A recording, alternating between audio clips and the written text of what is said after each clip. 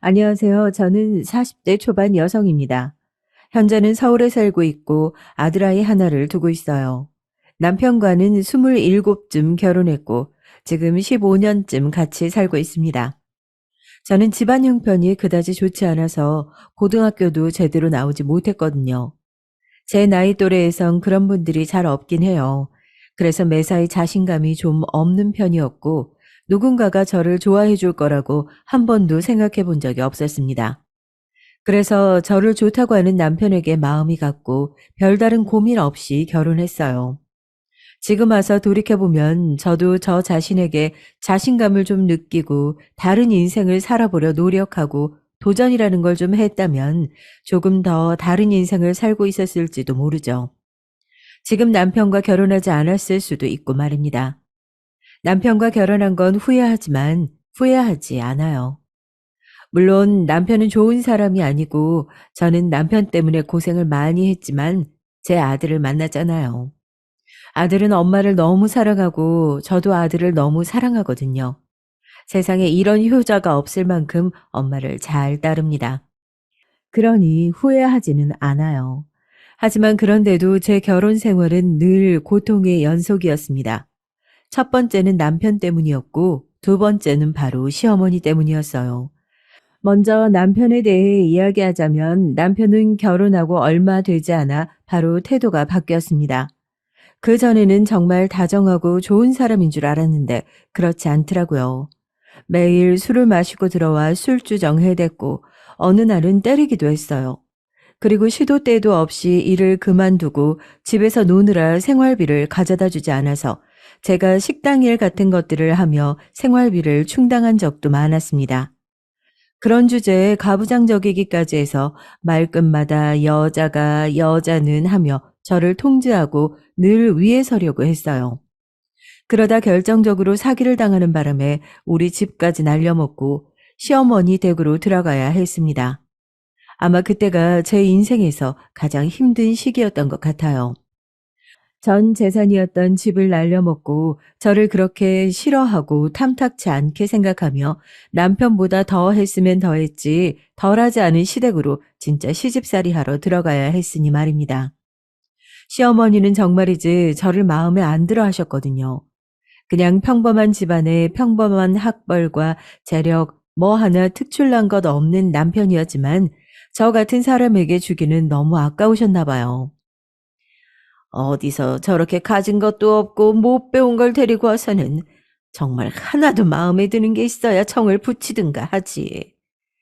이런 식으로 늘 저를 무시하고 막말했죠. 그런 이야기를 수년째 듣다 보니 정말 내가 모자라고 가진 것 없고 아무것도 없는 사람인데 복을 받아서 이 집에 들어왔구나. 나는 나가면 정말 아무짝에 쓸모도 없고 세상에 필요 없는 사람이구나. 그런 생각을 하게 된단 말이죠. 제가 그랬습니다. 시어머니와 같이 살게 되면서 더 그렇게 생각했던 것 같아요. 늘 스스로가 너무너무 부족하다고 말이죠. 그래서 뭔가 부당한 대우를 받아도 찍소리 한번 못했습니다. 저는 그런 대접을 받아도 되는 사람이라고 자신도 그렇게 생각했거든요. 단 두 사람, 우리 아들과 시아버지만 빼고 말이죠. 우리 엄마한테 소리 지르지 말아요. 아들아이가 그렇게 한번 소리 지르면서 할머니 밉다, 싫다, 악마 같다, 울며 불며 난리를 쳤던 적이 있어요. 그때부터는 아들아이 앞에서는 과하게 그러시진 않긴 합니다. 본인도 손주에게 악마 같은 할머니가 되는 건 싫은가 보더라고요. 작작 좀 해요. 요즘 당신같이 유난인 시어머니가 또 어딨나? 시아버지는 평소 조용조용하고 시어머니에게 길을 잘 못 펴는 타입이셨는데 간혹 그렇게 저의 편을 들어주셨죠. 물론 그럴 때면 시어머니가 버럭 소리를 지르긴 했지만 말입니다. 당신은 좀 가만히 있어요. 시아버지가 사업이 망한 이후로 시어머니에게 매일 구박받으며 사셔서 정말 길을 못 펴셨거든요. 그래서 그렇게 소리를 지르면 더 이상 말씀을 못하긴 하셨어요. 저는 그런 시아버지가 늘 안타까웠고 말입니다. 시어머니 집에 들어오고 나서는 정말 하루도 편할 날이 없었습니다. 단 하루라도 조용히 넘어가는 날이 없었어요. 몇 가지 일화를 알려드릴게요. 하루는 제가 음식의 간을 제대로 못 맞춘 날이었어요. 평소 시어머니 성격을 아는지라 다시 할까 생각도 해봤지만 이미 저녁 시간이 조금 지난 시간이었기 때문에 그냥 상을 내갔습니다. 이걸 지금 먹으라고 내온 거야? 그렇게 소리를 지르고 상을 엎으셨어요. 그리고 보란 듯 남편을 데리고 와서 외식을 하고 들어오셨습니다.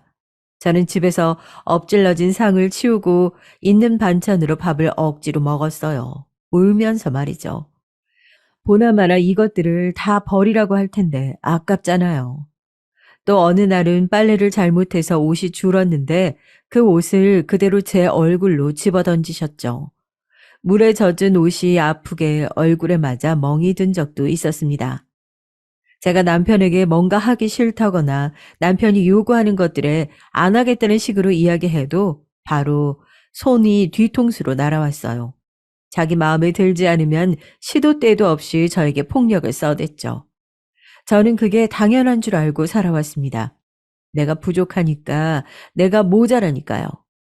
사실 그게 반복되는 생활을 해오다 보니 그런 것들이 당연한 게 절대 아닌데 어느새 세뇌당한 사람처럼 나는 그런 취급을 받아도 되는 사람이라고 생각하게 된 것 같아요. 처음으로 원래 이게 아닌데 라고 생각했던 건 마트에서 장을 볼 때의 일이었습니다. 모녀 사이로 보이는 여자 두 분이 다정한 모습으로 장을 보고 있길래 엄마 생각이 났어요. 저희 엄마는 제가 성인이 되고 얼마 되지 않아 돌아가셨거든요. 그런데 모녀 사이가 아니더라고요. 그들의 대화를 듣고 말았습니다. 아유, 너 먹고 싶은 거 만들어 주겠다니까 뭘 그렇게 고집을 부려. 오늘은 제가 음식 해드리고 싶어서 그런 거니까요. 늘 어머님이 해주시잖아요.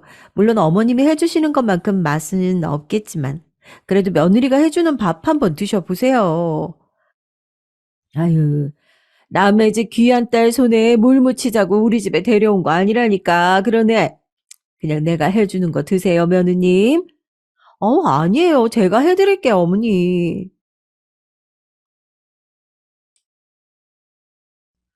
너무 다정한 모습으로 너무 다정한 대화를 나누고 있더라고요. 상상 속에서나 드라마 속에서나 존재할 것 같은 그 모습에 충격을 받고 한동안 멍하니 있었던 것 같아요. 그러다 뒤에서 저를 꾹꾹 찌르며 말을 하는 시어머니 때문에 정신이 돌아왔습니다. 너는 장 안 보고, 야, 여기서 멀뚱히 뭐라고 섰어? 아니, 아직도 이거밖에 안 담았어? 너는 대체 제대로 하는 게 뭐냐, 응? 내가 오늘 시간 많지 않다고 빨리빨리 하라고 했지? 시어머니의 그 불호령에 죄송하다고 사과하면서도 저는 조금 전에 본 그 시어머니와 며느리가 머릿속을 떠나지 않았습니다. 그러면서 든 생각이 이거였어요. 나만 이러고 사나? 하는 건 말입니다. 집에 와서도 계속 생각이 났어요. 정말 나만 이러고 사나? 다른 집들은 다 저렇게 행복한가 하는 생각이 머릿속을 떠나지 않았습니다. 그래서 정말 오랜만에 친구들에게 연락했던 것 같아요. 사실 결혼하고 친구들과도 자주 만나지 않았거든요. 시댁에 들어와 살면서 더더욱 말입니다. 제 개인 시간을 갖게 시어머니가 저를 가만히 두지 않으셨으니까요. 야, 이게 얼마만이냐. 연락 좀 하고 살자, 제발. 근데 운주 너 고생 많이 했어? 얼굴이 왜 그래? 화장품이라곤 동네 마트에서 할인하는 제일 저렴한 것, 미용실도 머리가 너무 길어서 자를 때가 되면 가서 자르는 정도. 저에게 정말 단 하나도 투자하지 않는 저와는 달리 친구들은 예쁘고 반짝반짝 빛이 나더라고요. 예전에는 그래도 이 친구들 사이에서 제가 제일 예쁘다는 이야기도 많이 들었었는데 지금은 혼자 늙은 아줌마가 되어 있는 모습에 또 슬픈 기분이 들었습니다. 야, 그거 가스라이팅 아니야? 그게 뭔데? 요즘 사회적으로 문제가 되는 거 있어. 나 아니면 안 된다. 나 없으면 너 같은 걸 누가 받아주냐. 이러면서 멀쩡한 사람 세뇌해서 본인이 아무것도 아니게 생각하게 만드는 거. 나도 좀 그런 거 같다. 친구들이 정말 걱정하며 말해주더라고요. 요즘 그러고 사는 사람이 어디 있냐. 네 남편도 문제다. 그건 아이 교육에도 좋지 않다고 하면서요. 친구들에게 이런저런 사정을 다 이야기하는 것도 부끄러웠고, 또 혹시나 나를 무시하면 어쩌나 하는 생각이 들었던 것도 있지만, 오랜만에 친구들을 만나 그런 이야기를 하니 속도 시원하고, 또 정말 어딘가 잘못되어 가고 있다는 걸 느낄 수 있었습니다. 그리고 그날 집으로 돌아왔는데, 제 얼굴로 바로 쿠션이 날아왔어요. 너 지금 제정신이냐? 이제 곧 저녁 시간인데 밖에서 쳐노느라 이제 들어와. 이게 아주 미쳤구나, 어? 그때 시간이 4시 30분쯤이었거든요. 아직 저녁이 되려면 먼 시간이었습니다. 물론 나갈 때 점심만 먹고 들어오겠다고 이야기하긴 했지만 아주 늦게 들어온 건 절대 아니라고 생각했는데 다짜고짜 그러시니 정말 눈물이 나더라고요. 너 지금 우니? 어? 울어? 아니, 얘가 뭘 잘못했다고 울어? 눈물을 흘리는 저를 보시며 시어머니가 다가와서 제 머리를 손가락으로 툭툭 치시더군요. 엊그제 보았던 그 다정한 시어머니와 며느리, 그리고 오늘 만난 친구들의 이야기들이 떠오르면서 아, 나만 이렇게 바보같이 살고 있구나 하는 생각이 더 눈물이 났습니다. 어쭈? 이게 시위하네, 어? 안 그쳐? 뭘 잘했다고 울어? 누가 보면 내가 너 잡는 줄 알겠다. 아, 그만 울어! 잡으시는 거 맞잖아요. 처음으로 한 말대꾸였어요. 사실 말대꾸도 아닙니다. 그냥 작게 이야기한 거예요. 굉장히 소심하게 말이죠. 하지만 시어머니는 그 말을 그냥 지나치지 않으셨어요. 자기 말에 제가 토를 달았다는 거 자체에 굉장히 분노하셨습니다. 너 지금 내 말에 말대꾸했니? 시어머니는 매우 큰 목소리로 소리를 버럭 지르셨어요. 그러고는 저를 한 번 더 때리려는 듯 손을 번쩍 들을 때였습니다. 거 좀 적당히 해. 안방에 있던 시아버지가 나오시면서 말했어요. 요즘에는 시어머니가 저에게 그 어떤 짓을 하셔도 선뜻 나서서 말리거나 하지 않으셨거든요. 본인도 기력이 없으신 건지 아니면 이제 귀찮아지셨는지 아니면 저를 위해서 한마디 하면 시어머니에게 10마디를 들어야 하는 게 힘드셨는지 말입니다. 당신은 상관하지 말고 방에 들어가 있어요. 집에서 이렇게 큰 소리가 나는데 어떻게 상관을 안 하나? 아, 그럼 모른 척 하든가. 이렇게 몰상식하게 구는데 어떻게 모른 척을 해? 뭐라고요? 몰상식? 시어머니가 몰상식이라는 말에 버럭 소리를 질렀습니다. 그럼 여태껏 본인이 상식적이라고 생각하고 저에게 그런 짓을 해왔던 건지 싶어서 속으로 어이가 없었어요. 시아버지는 전에 본 적 없던 단호한 얼굴이셨습니다. 그래, 몰상식. 며느리가 좀 늦었다고. 아니, 좀 늦은 것도 아니지. 아직 4시 반밖에 안 됐는데. 몇 년 만에 처음으로 친구들 좀 만나러 갔다 온 애한테. 들어오자마자 얼굴에 물건을 집어던지고 또 그 한마디를 못 참아서 때리려고 손을 들어? 이게 몰상식한 게 아니면 뭐야? 동네 사람들 붙잡고 물어봐. 그리고 당신이 그렇게 매일 보는 그 막장 드라마 시어머니도 당신보다는 나아. 시아버지의 그 말에 시어머니는 잠시 당황한 듯 보였어요. 그런 모습을 보여주신 게 일단 제가 보기로는 처음이긴 했거든요. 당장 그 손 못 내려? 어디 사람을 때리려 들어? 시어머니는 시아버지의 그 말에 기가 눌렸는지 일단 손을 내리더군요. 그리고는 뭐라 중얼중얼거리며 안방으로 들어갔습니다. 그런 저에게 시아버지가 다가왔어요. 내가 잘 말해보마. 너도 언제까지 이러고 살 수는 없잖니. 감사합니다. 감사합니다, 아버님. 정말 눈물이 나게 감사하더라고요. 제 편이 있다는 생각이 들었습니다.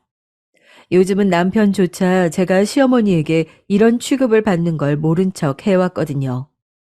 그날 이후 시어머니는 시아버지 앞에서 조금 조심하는 듯 했어요. 그렇다고 저에게 구박하지 않거나 덜 괴롭히는 건 아니었습니다. 시아버지가 없을 때는 여전했으니까 말입니다. 그래도 사람 마음이라는 게 내 편이 있다는 생각이 드니 조금 든든해지고 그전보다 견딜만 해지고 그렇더라고요. 그래서 그전보단 훨씬 나은 기분이었던 것 같아요. 그리고 그날 친구들을 보며 든 생각이 한 가지 더 있었습니다. 제가 저를 위해서 너무 돈을 안 쓰고 살았다는 건 말입니다. 물론 남편 월급은 남편 본인이 관리하고 다달이 저에게 생활비를 주고 있었기 때문에 돈을 모으거나 저를 위해서 쓸 수는 없었어요. 그래서 작게 아르바이트라도 하기 위해 이곳저곳을 알아봤습니다. 집을 비우는 건 시어머니와 아들 때문에 안 됐고 과도하게 시간이 많이 드는 일도 무리였어요. 그래서 열심히 고민해 본 결과 저는 원래 어렸을 때부터 손재주가 참 좋았거든요. 그래서 뭐든 만드는 걸 참 잘했어요. 그런데 조금 찾아보니까 요즘 열쇠고리 같은 것들이 유행이더라고요. 투명하게 굳은 재를 이용해서 그걸 예쁘게 꾸며서 파는 사람들이 있는 것 같았습니다. 조금 찾아보니 재료만 있으면 시작하기 어려울 것 같지 않더라고요. 재료들을 사서 시어머니 몰래 하나 둘 만들어 팔기 시작했죠. 생각보다 어렵진 않더라고요. 그리고 요즘은 그런 걸 사고 팔 수 있는 사이트들도 많고 말이죠. 초반에는 아주 봐주지 않았는데 하나 둘 팔리기 시작하더니 어느새 하루에 4-5개씩은 팔렸어요. 큰 돈은 아니지만 제 용돈으로 쓰기에 충분했습니다. 시간도 오래 걸리지 않아서 집안일 하는 거에 크게 무리도 없었고 말이죠. 처음으로 백화점에 가서 화장품을 보고 또 홈쇼핑이나 시장이 아닌 곳에서도 옷을 사봤어요. 미용실에 가서 머리도 해봤습니다. 그런 변화들이 나타나니 시어머니가 어느 날 묻더군요. 너 요즘 바람났냐? 뭘 그렇게 찍어 바르고 못 보던 옷들이 보이고 그래? 돈은 다 어디서 났어? 제가 돈이 어디서 나요? 애비가 한 달에 생활비 얼마 주는지 누구보다 잘 아시잖아요. 그리고 그 사람이 저 딴주머니 찰 만큼 돈을 더 줄 사람이에요? 시어머니는 그 누구보다 잘 알고 있었거든요. 남편이 그럴 사람이 아니라는 것을 말이죠. 그런데 제가 집을 비우고 어딜 나가는 것도 아니고, 그런데 못 보던 물건들은 자꾸 생기고 소비가 느는 것 같으니 궁금하긴 했을 겁니다. 하도 의심의 눈초리로 보길래 거짓말을 했어요. 저번에 친구들 만났는데 저보고 그만 궁상맞게 살라면서 이것저것 선물해 주는 거예요. 자기 안 입는 옷들도 주고. 네가 거지냐? 어? 왜 그런 곳에 나가서 그런 취급을 받아? 네 남편 체면 깎이게. 저를 걱정해 주는 말이 아니었죠. 그냥 제가 그런 곳에 나가 없어 보이면 남편이 욕을 먹으니 그걸 걱정한 거였습니다. 없다고 하소연한 건 아닌데 친구들이 보기에 제가 불쌍해 보였나 보죠, 뭐. 그냥 그러고 말았어요. 시어머니도 더 이상 말을 하진 않더군요. 뭐 제가 그렇게 살고 있는 것도 사실이고 그렇다고 자기가 해줄 것도 아니니까요. 어느 정도 저금도 할 수 있고 제가 만든 열쇠고리를 잘 쓴다는 사람들의 후기를 읽으면서 소소하게 인생의 즐거움들이 생겨가고 있었어요. 물론 여전히 시어머니는 저를 괴롭혔지만 그래도 이 정도면 그 전보다 숨쉴 구멍이라도 있으니 살만하다고 생각하고 있던 무렵이었습니다. 남편이 며칠째 집에 들어오지 않았어요. 아무리 남보다 못한 사이처럼 산다고 하더라도 그래도 남편인데 그 정도는 걱정이 되잖아요. 그래서 전화도 해보고 문자도 넣어봤지만 연락이 되질 않았습니다. 그런데 시어머니는 아무 걱정이 없으신 것 같더라고요. 자기 아들이 며칠째 집에 들어오지 않는데 아무 걱정을 하지 않는 것을 보고 뭔가 아는 게 있는가 싶어서 물었어요. 어머니, 애비 어디 있는지 아세요? 제 그 질문에 시어머니는 화들짝 놀라더라고요. 그렇게 당황한 모습은 처음 봤던 것 같아요. 그걸 왜 나한테 묻냐? 아니, 애비가 며칠째 안 들어오는데 어머님은 아무 말이 없으시길래 혹시 뭐 들은 게 있어서 그러신 건가 싶어서요. 들은 게 있긴 뭐가 있어. 그냥 바깥일 하는 애 무슨 일이 있나 보다 하는 거지. 얘는 생사람을 졌네. 과하게 반응하시는 게 분명 뭔가 있는 듯 했습니다. 하지만 더 묻지는 않았어요. 어차피 다 이야기해주지 않을 것 같았으니까요. 그런 사람에게 더 물어봐야 무슨 불호령이 떨어질지 모르는 일이고 말이죠. 그리고 곧 왜 그러는지 알게 됐습니다. 남편에게 여자가 생긴 것 같았어요. 밖에서 살림을 차린 모양이더라고요. 그동안은 그래도 그걸 숨겨왔었던 것 같은데 최근에 무슨 일이 있었는지 아니면 제가 정말 우스워진 건지 숨길 생각조차 하지 않았습니다. 제 앞에서 보란 듯 그 여자와 전화 통화를 하고 아무 말 없이 외박했어요. 남편에게 여자가 생겼다는 사실에 화가 난 건 아니었어요. 물론 그것도 화가 아예 안 나진 않았지만 그래도 엄청 화가 났다? 그 정도는 아니었습니다. 제가 화가 나고 서러웠던 건 남편과 시어머니의 태도였어요. 그래, 나 여자 생겼는데 뭐? 네가 어쩔 건데? 뭐 이혼하려고? 다른 여자가 있는데도 너 같은 애랑 살아주는 걸 고맙다고 생각해. 누가 너 같은 애를 데리고 살아주니? 그 뻔뻔하고 당당한 태도였습니다. 잘못은 자기가 해놓고 전혀 단 하나도 미안해하지 않는 그 태도 말이죠. 사람을 사람 취급을 하지 않는구나. 그 점에서 정말로 말로 표현할 수 없는 서러움이 밀려왔습니다. 싸울 의지도 안 생기더군요. 그냥 이 사람들에게 나는 인간도 뭣도 아니구나 하는 생각이 드니까 그냥 이곳을 벗어나야겠다 생각만 들었습니다. 그래서 친구에게 도움을 청했어요. 집에서 10년이 넘는 세월 동안 살림만 하고 특히 저같이 산 사람은 정말 아는 게 하나도 없었거든요. 나는 네가 그 지옥에서 벗어날 수 있다면 내가 할 수 있는 도움은 다 줄게. 끝까지 응원할 거야.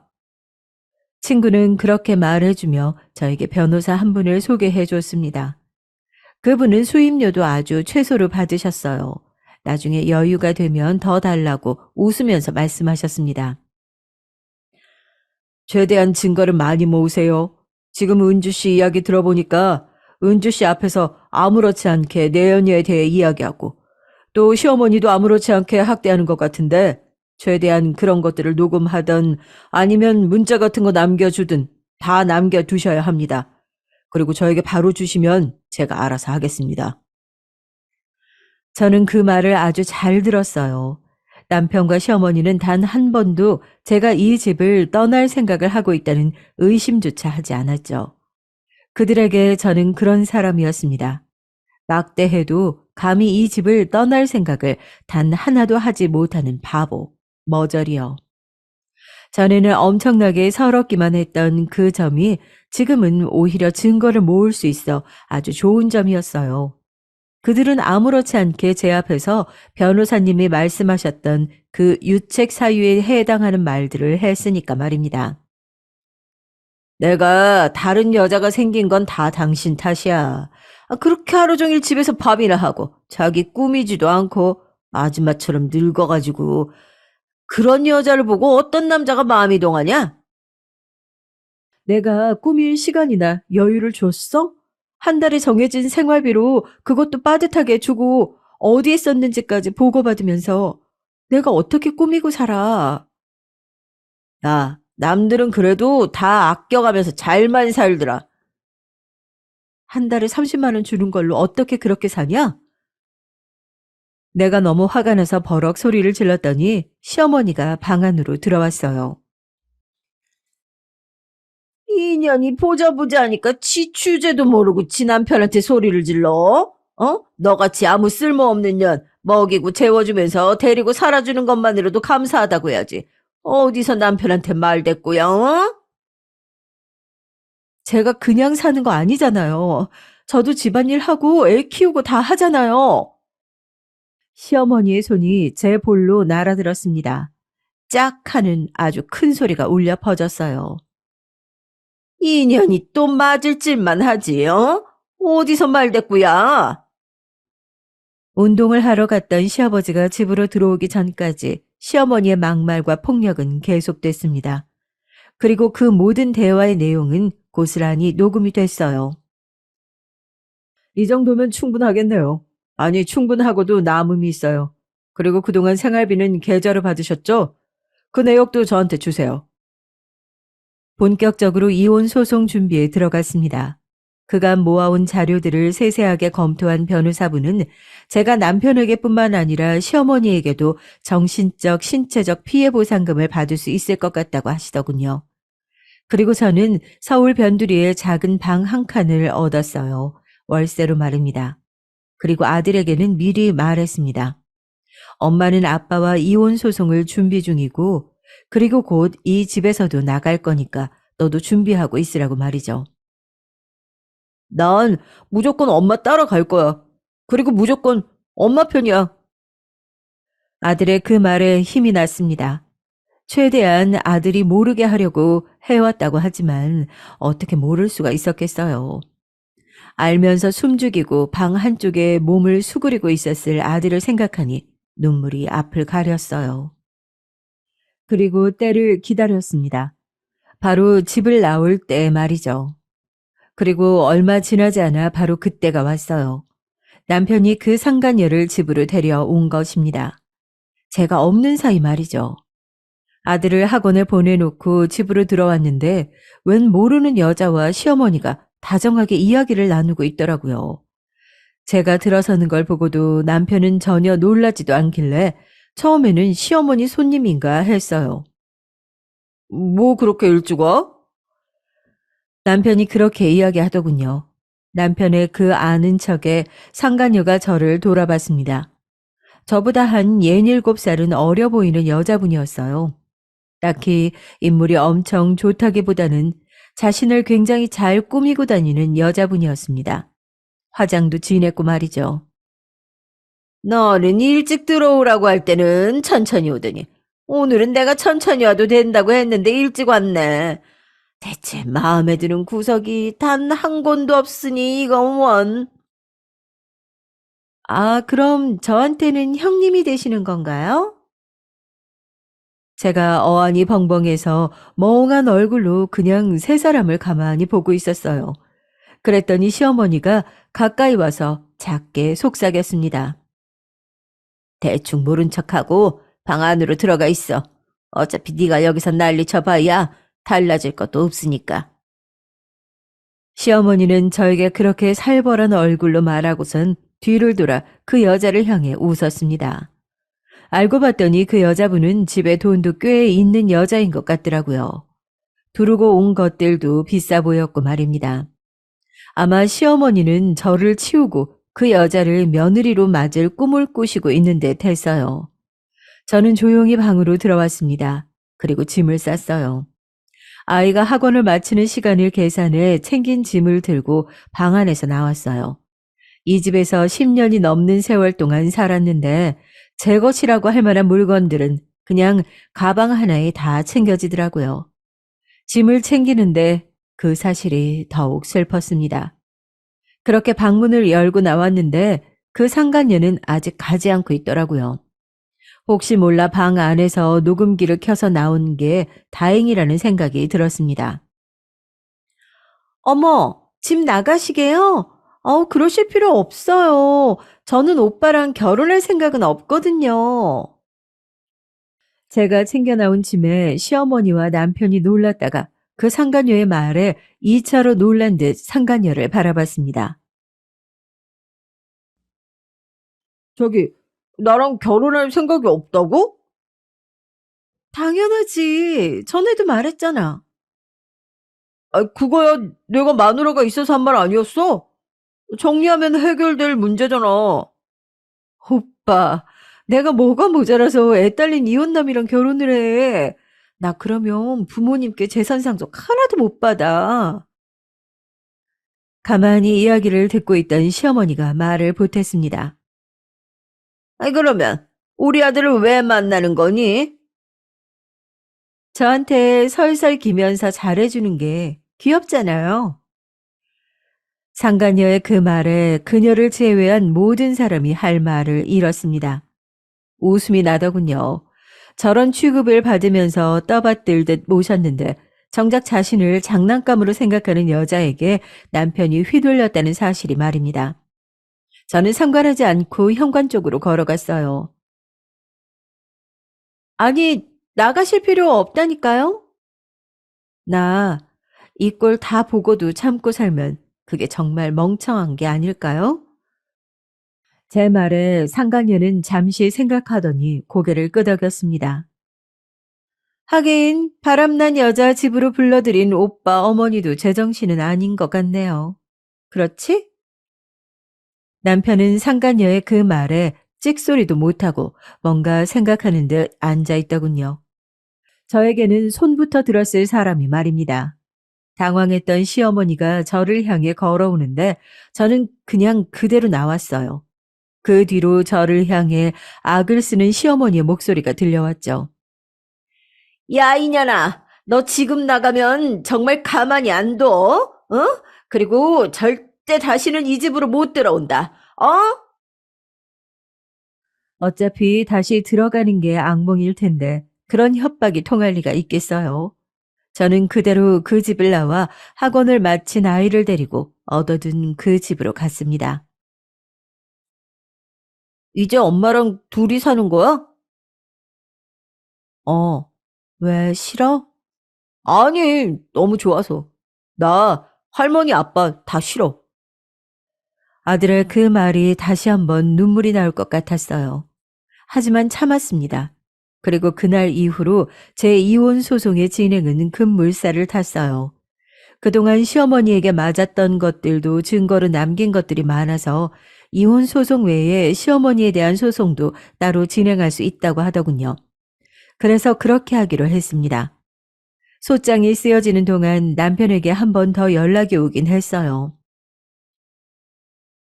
정말 이혼이라도 하겠다는 거야? 그럼 내가 그냥 집을 나온 줄 알았어? 그래, 어디 버틸 수 있을 때까지 버텨봐라. 네가 뭘 할 줄 알아? 애까지 데리고 나가서 혼자 사냐? 나중에 무릎 꿇고 빌면서 들어올 텐데 오래 자존심 세우지 말아라.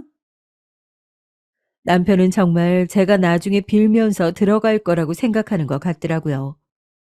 시어머니에게 온 문자의 내용도 비슷했고 말입니다.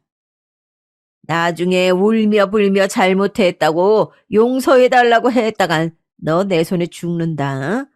어딜 감히 이 여자가 짐을 싸서 집을 나가? 하고 말이죠.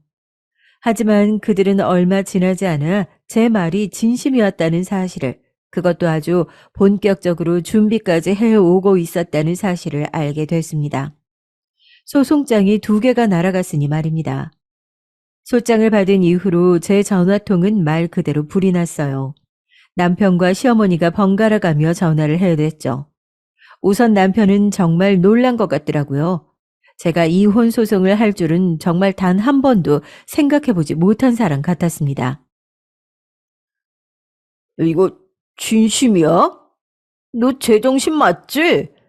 야, 지금 네가 나한테 이혼 소송장을 날린 거야? 변호사님 말씀이 그동안 당신이 너무 많은 잘못을 해서 내가 무조건 이기는 싸움이래. 그러니까 당신도 변호사를 구하든 아니면 얌전히 소송을 당하든 해. 나는 절대 합의해줄 마음이 없어. 당신 괴롭힐 수 있을 만큼 괴롭힐 거니까. 야, 여보.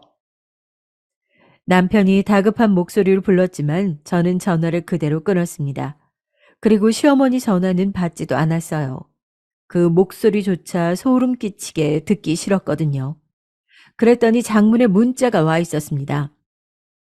야, 이년아, 네가 지금 제정신이야? 빌어도 용서해줄까 말까 한 판국에 감히 시어머니를 소송을 해? 구구절절 욕뿐인 문자였어요. 쌍년이네, 뭐 재수 옴붙은 년이네, 죽일년, 미칠년. 그 엄청난 내용들의 문자도 바로 변호사님께 전송했습니다. 참 멍청하신 게 우리에겐 다행이긴 한데 라고 하며 혀를 차시더라고요. 그리고 또 며칠의 시간이 지났습니다. 사실 저는 그동안 정말 편안하고 꿈 같은 며칠을 보냈거든요. 제가 늦잠을 자도 뭐라고 하는 사람도 없고, 또 제가 집안일을 조금 미뤄도 아무도 소리를 지르지 않으며, 여유롭게 커피 한 잔을 할 수 있는 시간을 가질 수 있게 된 이 모든 환경이 정말이지 꿈만 같았습니다. 너무 행복했어요. 억만금을 줘도 다시 그 집으로 돌아가고 싶지 않을 만큼 말입니다. 그리고 열쇠고리 주문도 더 받기 시작했습니다. 이제는 일을 조금 더 본격적으로 할 수 있게 됐으니까 말이죠. 그래서 변호사님의 도움을 받아 사업자 등록증도 냈어요. 그리고 본격적으로 만들어 팔기 시작했습니다. 며칠 지나지 않았지만 그 전보다 확실히 주문이 많이 들어오더군요. 사실 그동안은 하루에 만들 수 있는 개수가 정해져 있다 보니 주문을 조금밖에 안 받기도 했고 말이죠. 나도 이거 달고 다니니까 주위에서 다 어디서 샀는지 물어보더라? 너무 예쁘다고. 내가 인스타그램 하는데 거기에 팔로워가 좀 있거든? 거기에 사진 찍어서 올렸어. 내 친구가 만든 건데 실물 너무 예쁘다고 그랬더니 연락 엄청 왔어. 어디서 살 수 있냐고. 세상은 아직 살만하고 따뜻하다고 느꼈어요. 저를 위해 이렇게 도움을 주고 제가 그 집을 탈출한 걸 진심으로 축하하고 응원해주는 친구들을 보면서 그런 생각을 했습니다. 내가 너무 늦었구나 하고 말이죠. 늦긴 뭐가 늦어. 이제 시작해도 우리는 한창 나이야. 그 말을 들으니 눈물이 날 것 같더라고요. 그렇게 주문이 들어온 열쇠고리도 배송하고 친구들과 만나서 많은 이야기를 듣고 온 날 밤이었습니다. 시어머니에게서 전화가 왔어요. 그동안은 뭘 알아보고 다닌 건지 아니면 다른 생각이 있는 건지 한동안 연락이 오지 않았거든요. 그런데 밤늦게 전화가 오니 왜인지 모르게 받아야겠다는 생각이 들긴 하더라고요. 그래서 받았습니다. 웬일로 시어머니는 어딘가 상냥한 목소리였어요. 받자마자 소리를 지를 거로 생각했는데 말이죠. 우리가 안 볼 땐 안 보더라도 그래도 오랜 시간 가족이었는데 마지막으로 얼굴 한 번은 봐야 하지 않겠니? 식사라도 한 번 하자. 그동안 네가 내 밥상을 다 차려줬으니 이번에는 내가 음식을 하마. 집으로 오거라. 처음에는 거절할까 생각도 했었어요. 하지만 시아버지와 인사도 하고 나오지 않았던 것도 생각이 났고 어차피 끝나는 마당에 그래도 한번 얼굴 보고 인사는 해야겠다 하는 생각이 들기도 했죠. 게다가 시어머니가 저렇게까지 제발 밥이라도 한번 먹어달라는데 그것까지 거절하긴 조금 그렇긴 하더라고요. 그래서 알겠다고 했습니다. 애는 데려오지 말거라. 왜요? 어른끼리 하는 말 애가 들어서 좋을 게 뭐 없잖니. 웬일로 맞는 말씀을 하시나 싶었지만 그게 맞는 말이긴 하니 알겠다고 했습니다. 아무리 아이가 이 현실을 받아들이고 있다고 해도 그걸 직접 보는 것과는 또 차이가 있으니까 말입니다. 그리고 시어머니가 지금은 저렇게 나오지만 또 본인이 화가 나면 무슨 말을 어떻게 하실지 모르는 분이니 저도 그게 낫다고 생각했고 말입니다. 그렇게 함께 밥을 먹기로 한 날이 밝았어요. 사실 이상한 점이 없는 건 아니었습니다. 남편은 아예 모르고 있다는 점이 우선 그랬어요. 제가 내일 밥 먹는 자리에 남편도 나오냐고 물었고 남편은 생전 처음으로 듣는 이야기라며 영문을 몰라 하더라고요. 그래서 정말 마지막으로 저에게 밥을 차려주려고 그러시나 하는 생각을 안 한 건 아닙니다. 그러실 분이 절대 아닌데 하는 생각이 물론 더 컸지만요. 이제는 남이 될 사람이다 보니 그 집에 가는 것도 손님의 마음으로 가게 되더라고요. 그래서 빈손으로 가기 뭐해서 과일과 음료수를 사서 들고 집으로 갔습니다. 기분이 이상하네. 말 그대로 기분이 이상했어요. 10년이 넘는 세월 동안 살았고 얼마 전까지 우리 집이었는데 지금은 정말 남의 집 같은 기분이 들더라고요. 게다가 보기만 해도 어딘가 숨이 턱 하고 막히는 기분이 들더라고요. 새삼 내가 그 안에서 아주 불쌍했다고 하는 생각이 들어 어딘가 씁쓸해졌습니다. 하지만 이게 마지막이라고 생각하니 그 기분도 오래가지 않았어요. 손님처럼 배를 눌렀습니다. 그러니 시어머니가 안에서 나오시더군요. 왜 손님처럼 배를 누르고 그러냐? 시어머니가 그렇게 이야기하더라고요. 그냥 아무 말 없이 집 안으로 들어가며 생각했습니다. 이제는 이 집 가족이 아니라 손님인걸요 하고 말하면서 말이죠. 그렇게 집 안으로 들어가니 맛있는 냄새가 진동했습니다. 그리고 상을 봤는데 굉장히 많은 것들을 차려놓으셨더라고요. 저는 이 집에 시집 와서 그런 상은 처음 받아봤어요. 아니, 시어머니가 저를 위해서 음식을 한 것 그 자체가 처음이긴 했죠. 이걸 다 혼자 하셨어요? 그냥 순수한 놀라움에 그렇게 물었던 것 같아요. 분명 이러실 분이 아닌데 놀랍긴 했거든요. 그랬더니 시어머니는 상당히 상냥한 얼굴과 말투로 웃으면서 그렇다고 하더라고요. 사실 저는 사람이 한순간에 그렇게 변하는 게 가능하다고 생각하지 않았거든요. 제가 오랫동안 봐온 시어머니는 더더욱 그랬고 말이죠. 그래서 그냥 소송을 취하해 달라고 부탁하려는 거거나 혹은 다시 집으로 들어오라는 말을 할 줄 알았습니다. 그리고 어느 정도는 그 예상이 맞긴 했어요. 그 소송 다 취하하고 다시 집으로 돌아올 수는 없는 거니? 내 손주도 내가 못 보고 살 수는 없고, 또 내가 반성도 하고 있다. 그리고 애비도 그 여자랑 헤어졌대.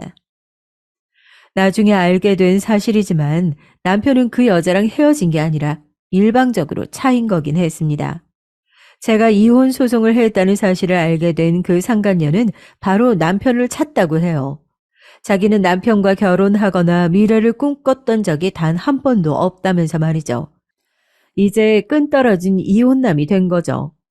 저는 시어머니의 그 말에 조용히 고개를 저었습니다. 이렇게 한 번에 모든 걸 용서하고 다시 들어올 생각이었으면 그렇게 나가지도 않았어요. 저는 수백 번, 수천 번, 아니 수만 번 생각하고 내린 결정입니다. 그리고 오늘 이 집으로 오면서 다시 한번 절대 돌아올 수 없겠구나 깨달았어요. 밖에서 보는데도 숨이 막히더라고요. 제가 그동안 이 지옥 같은 곳에서 어떻게 살았나 싶을 정도로 말이에요. 사실 제가 이렇게 이야기하면 시어머니가 바로 소리를 지를 줄 알았거든요. 그걸 감수하고 이야기한 거였어요. 다시 돌아오지 않겠다는 것을 확실하게 하려고 말이죠. 하지만 시어머니는 제 예상과 달리 소리를 지르거나 뭔가를 던지거나 하지 않았어요. 그냥 가만히 이야기를 듣고 있더니 자리에서 벌떡 일어섰습니다. 국 다 됐겠다. 일단 밥부터 먹자. 정말 평소와는 다른 모습에 고개를 갸웃하는 사이 현관 도어락이 눌리는 소리가 들리더니 시아버지가 들어오셨습니다. 운동을 하고 들어온 것 같은 차림새였어요. 시아버지가 저를 보고 화들짝 놀라시더군요. 네가 왜 거기 있냐? 뭐 집을 나가긴 했지만 그래도 못 볼 사람을 본 것 같은, 그러니까 마치 귀신을 본 것 같은 시아버지의 그 태도에 오히려 놀란 건 저였습니다. 그렇게 어벙벙한 얼굴로 말했어요. 어머님이 마지막으로 밥 한 끼 하자고 하셔서 왔어요. 아버님도 같이 드세요.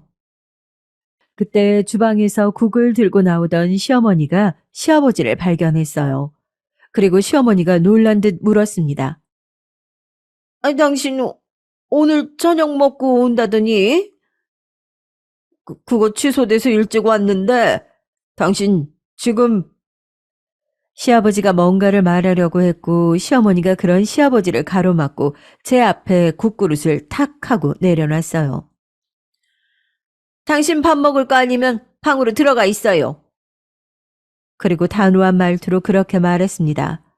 저는 이 모든 상황이 이상하긴 했어요. 시아버지가 들어올 수도 있지. 시어머니가 이렇게 놀라는 것도, 저를 귀신 본 듯 바라본 시아버지도 그렇고, 그리고 제 앞에 국그릇을 두는 시어머니를 보고 기함하는 표정을 짓는 시아버지도 말입니다. 네가 좋아하는 쑥국 했다.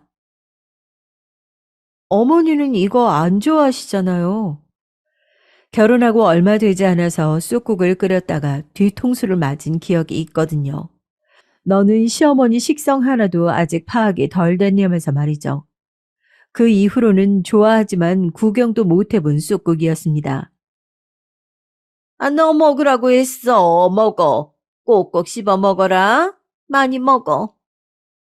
그렇게 말하며 웃는 시어머니를 보며 한술 뜨려고 했어요. 본인이 안 먹는 음식을 저를 위해서 했다는데 안 먹을 수 없잖아요. 제가 시어머니를 싫어하고 말고는 떠나 그건 기본적인 예의의 문제니까요. 그런데 그 순간이었어요. 아가야, 안 된다. 시아버지가 그렇게 소리를 지르며 순식간에 다가와 그대로 밥상을 엎었습니다. 저는 순간 너무 놀라 숟가락을 든 채 굳었어요. 그리고 그건 시어머니도 마찬가지였습니다. 당신이 이게 뭐 하는 짓이야? 시어머니가 소리를 질렀고 제가 영문을 모르고 있는 사이 시아버지는 제 손에 들린 숟가락마저 쳐냈어요. 그러고는 말했습니다. 여기에 뭐 넣었는지 내가 모를 줄 알아? 시아버지는 그 말에 시어머니가 그 자리에서 굳었습니다. 그리고 제 머리가 하얗게 변했어요. 며느라기 죽이려고 독약 탄 거 내가 모를 줄 아느냐고? 저는 정말 놀라서 그 뒤로는 기억이 잘 나지 않아요. 그냥 제가 이성을 잃고 쓰러졌다는 기억과 그런 저를 시아버지가 119에 신고했으며 눈을 뜨니 눈앞에는 하얀 천장이 보였습니다. 응급실이었어요. 오늘 일어난 일이 꿈이 아닌 현실이라는 점에서 한번 충격을 받았습니다. 그 일이 진짜라는 것에 말입니다. 그리고 차례대로 의사와 경찰이 왔어요. 드시지 않았다고 이야기는 들었는데 그래도 혹시 몰라서 검사는 다 진행했습니다. 단순히 충격으로 쓰러지신 것 같으니까 이거 수액 다 맞으시면 퇴원하셔도 될 겁니다. 퇴원하시면 바로 같이 좀 가주셔야 할 것 같습니다. 거기서 증언을 좀 해주셔야 할 것 같아요. 119에 신고하면서 시아버지가 소방관에게 제가 혹시나 독을 먹었을 수도 있다고 이야기했고 그 말을 들은 소방관이 경찰에 신고한 모양이더라고요. 그 결과 시어머니는 그대로 현행범으로 잡혀가셨고 말입니다. 수액을 다 맞고 경찰로가 제가 소송을 준비 중이라는 사실과 시어머니에게서 연락이 온 시기 밥을 먹자고 말한 것, 기타 등등 모든 이야기를 다 진술했어요. 진술 시간만 몇 시간이 걸렸습니다. 그러고는 경찰서를 나왔습니다. 시아버지가 입구에서 저를 기다리고 계시더군요. 미안하다, 아가. 그리고 저에게 고개 숙여 사과하셨습니다. 사실 저도 정신이 없긴 했지만 그런 시아버지에게까지 화를 내고 싶지 않아서 살려주셔서 감사하다고만 말하고 돌아 나왔어요. 시어머니는 징역을 살게 됐고 그 사이에 남편에게서 여러 번 탄원서를 써달라는 부탁을 받았지만 쓰지 않았습니다. 시어머니는 살인미수로 형을 살게 되셨고 당연히 제 이혼도 바로 성립이 됐어요. 저는 꽤 상당한 양의 재산 분할과 위자료를 받을 수 있었습니다. 당연히 양육권도 제가 갖게 됐고 말이죠. 아이가 알게 될까 두려워 사실 그 누구에게도 말은 하지 않았어요. 제 입으로는 말이죠. 하지만 이런 일은 어디서들 그렇게 듣고 소문이 나는지 주변에선 다들 아시더라고요. 그래서 저와 아들은 경기도 외곽으로 이사를 했습니다. 아무도 저희 모자를 모르는 곳으로 말이에요. 그리고 지금은 조용히 잘 살고 있어요. 아이도 새로운 학교에 굉장히 적응을 잘 하고 있고 저도 분할받은 재산과 위자료로 집을 얻었습니다. 경기도라 꽤 괜찮은 집을 구할 수 있었어요. 서울이면 택도 없었을 텐데 말이죠. 그리고 열쇠고리도 꽤 잘 팔리고 있어요. 생활비와 아이를 양육하고도 남을 만큼 말이죠. 물론 대단히 큰 금액은 아니지만 말입니다. 물론 그 사건의 충격이 완전히 지워진 건 아니에요. 아직도 자다가 벌떡 깨기도 하고 꿈에 저를 죽이려는 시어머니가 나오기도 해요. 하지만 대부분의 날은 조용히 평화롭게 지내고 있습니다. 그 전과 비교하면 꿈과 같은 생활을 하면서 말이죠. 제 이야기는 여기까지입니다. 시어머니는 그 안에서도 이거 달라 저거 달라 요구가 많아 시아버지가 고생하신다고 들었어요. 이제는 저와 상관없는 이야기지만요.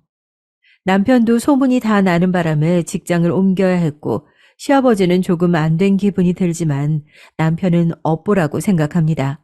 그게 맞고요. 이제 정말 이야기를 마쳐야겠네요. 어떻게 들으셨는지 모르겠어요. 정말 막장보다 더 막장 드라마 같은 이야기죠? 이런 일이 현실에도 있더라고요. 긴 이야기 들어주셔서 감사합니다. 감기 조심하세요. 정말 이렇게 살다가는 화병에 저도 오래 못 버틸 것 같은 마음에 누구라도 붙잡고 하소연이라도 해보려고 사연을 보냈어요. 요즘 왜 이리 나이 들면 들수록 주변에 말도 못하고 혼자 감내해야 할 일이 많은 걸까요? 제가 겪은 힘듦보다 저 사실이 더 저를 괴롭게 하는 것 같아요. 저는 인천에 살고 있는 40대 주부예요. 맨날 입버릇처럼 살기 힘들다, 고민이 많다는 사람들 말 듣는 게 싫어서 피해 다니는 편이었는데 제가 그런 모양새가 되니까 좀 이해가 가요. 나도 살기 바쁜데 왜 저렇게들 말하고 다니고 공감받길 원하나 했었거든요. 근데 저도 이제 주변 친구나 엄마들한테 그럭저럭 하소연을 하게 되더군요. 다름 아닌 우리 남편과 시댁, 진짜 그놈의 미친 시댁 때문에 못 견디겠거든요. 제가 좀 짧게 줄여서 말을 해보자면 우리 시댁은 그렇게 넉넉하지도 않은데 허영만 가득한 집이에요. 그래서 뭐든 명품으로 사야 되고 뭘 부르던 간에 돈을 크게 부르시는 분들이거든요. 그나마 좀 나은 게 있다면 저한테 직접적으로 어머님, 아버님이 뭘 요구하시는 건 없다는 거예요. 특히 어머님은 그나마 좀 깨어있으신 분이셨어요. 적어도 고부 갈등 쪽으로는 말이에요. 나는 우리 며느리한테 바라는 게 없어. 이 정도면 잘하겠지 뭐. 솔직히 우리 성준이 말고 이렇게 나머지 녀석들이 시집장가들 안 갈지 몰랐지.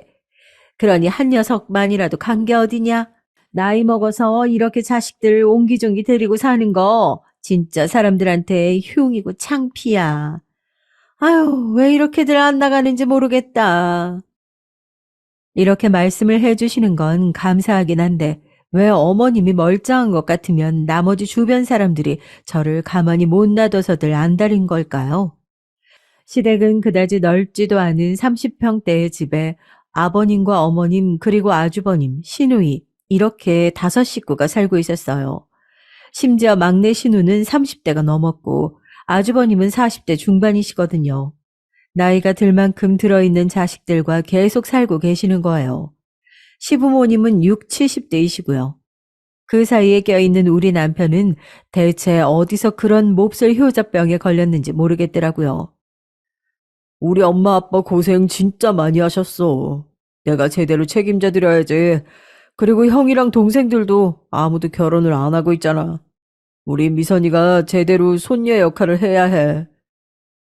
그러면서 어찌나 호들갑을 떨어대던지 우리 애 태어났을 때부터 돌잔치하며 하나하나 아주버님과 시누이들이 얼마나 하나하나 간섭을 해댔는지 몰라요. 그걸 또 남편은 보고 있더라고요.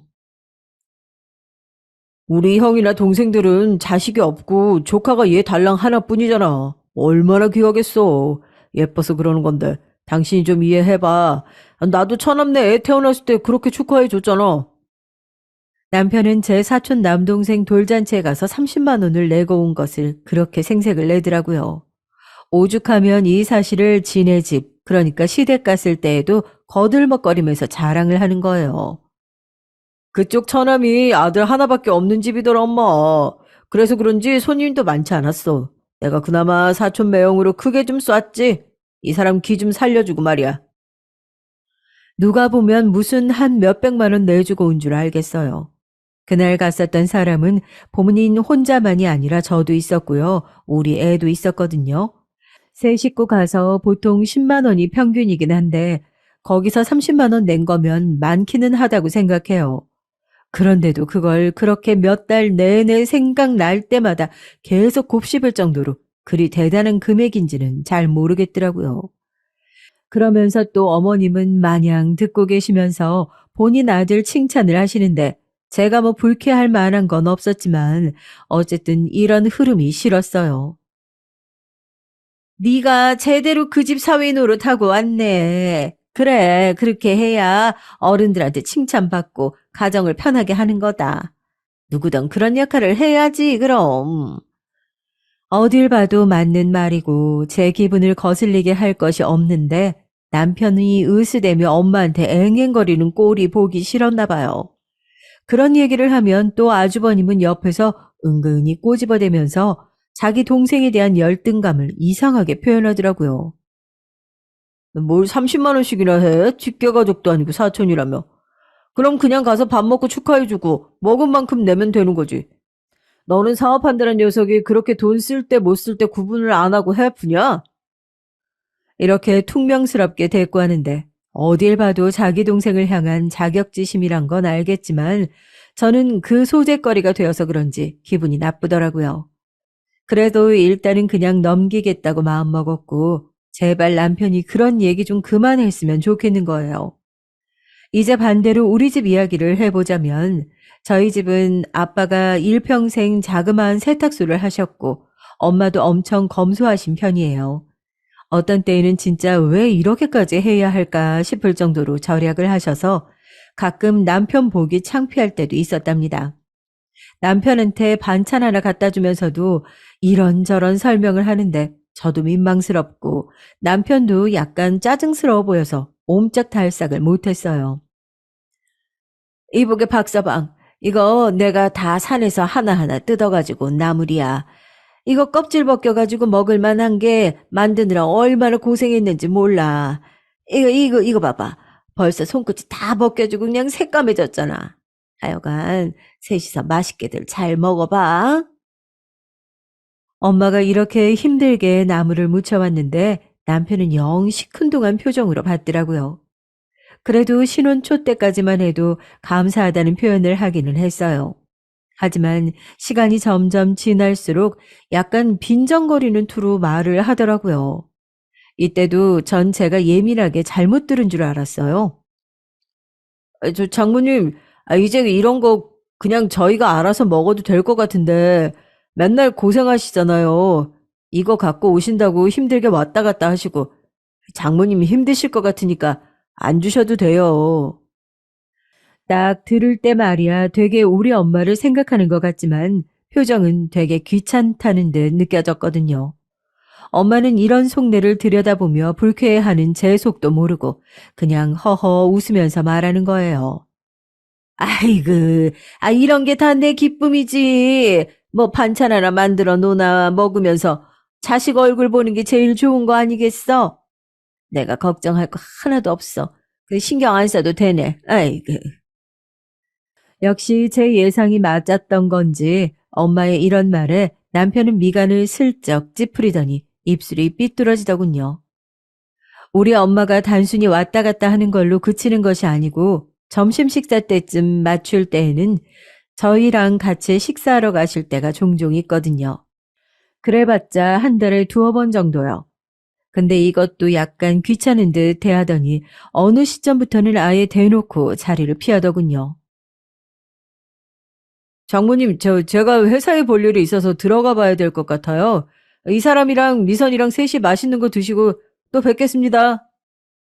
이러면서 쓱 사라지는 거예요.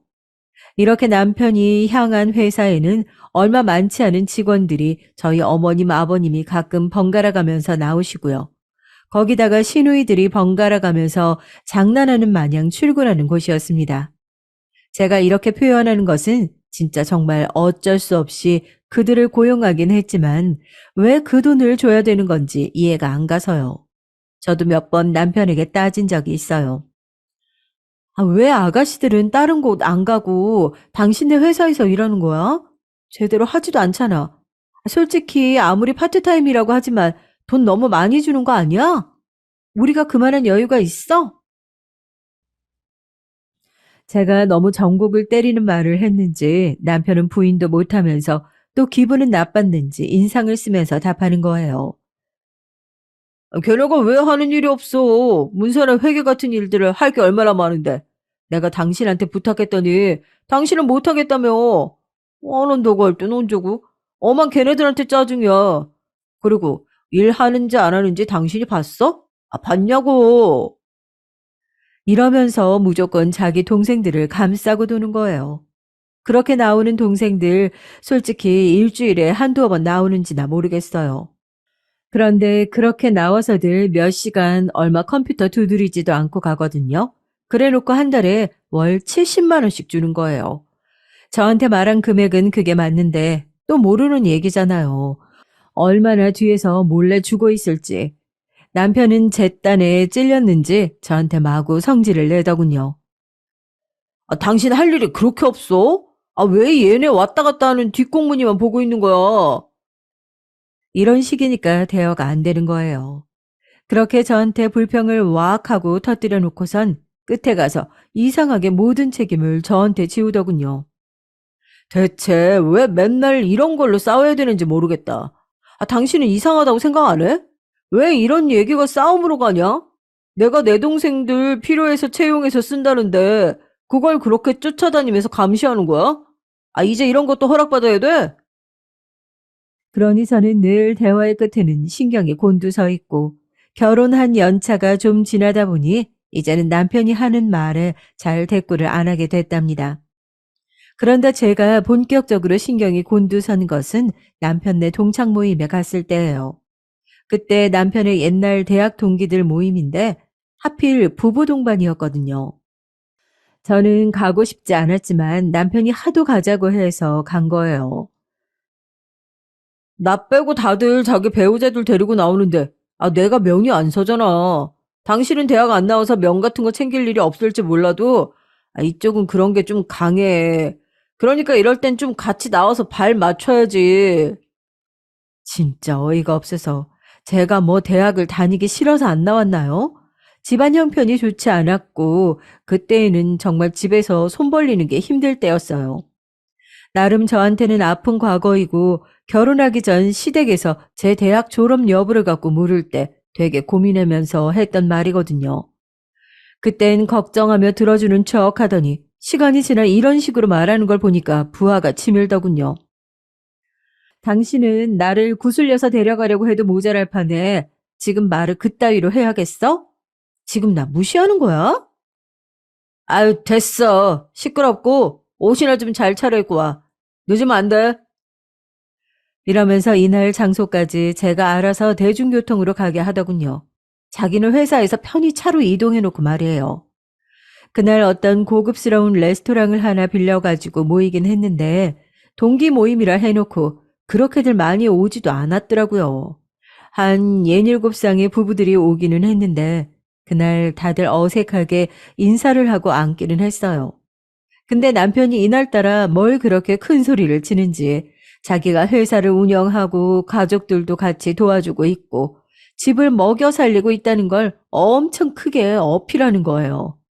듣기 짜증나서 그냥 물만 마셔대고 있는 저에게 남편은 이때 또 뭘 그리 인정받고 싶었는지 저를 제물로 삼더군요. 와이프도 내 동 많이 받지. 어? 나랑 결혼해서 사느라고 호강도 많이 했고 말이야. 하여간 그런데 그만큼 돌아오는 게 없으니 세상에서 제일 손해본 투자가 결혼 같아. 나는 결혼 빼고 다른 건 다 성공한 것 같은데 말이야. 이러면서 어줍지 않게 거들먹거리는 소리를 하는데 진짜 미쳤나 싶더라고요. 저도 얼굴이 벌개져서 뭐라고 받아치렸는데 남편이 알아서 막는 거 있죠? 아, 그만하고 흥분하지 말고 내가 틀린 소리 한 건 아니잖아.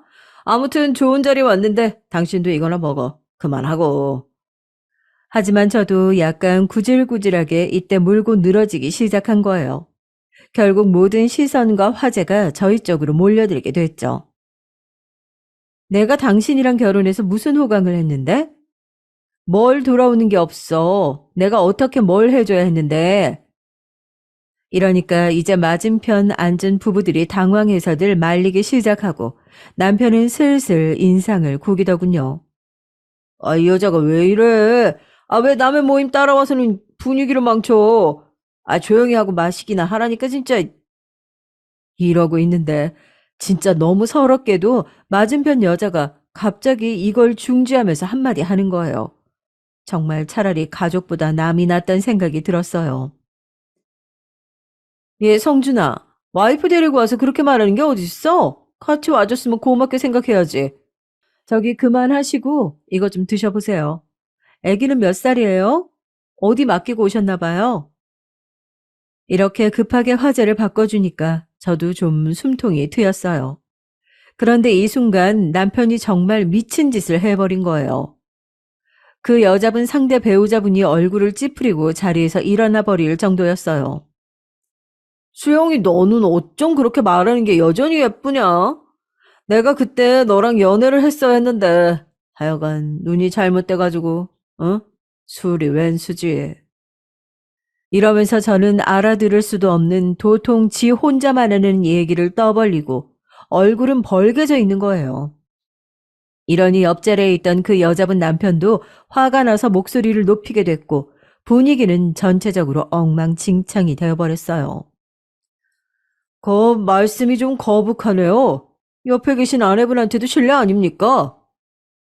이러니 다들 서로 눈치를 보다가 어쩔 수 없이 일어나는 분위기가 됐죠. 남편은 돌아오는 차에서도 대리기사님이 계시건 말건 저한테 내내 짜증을 냈어요.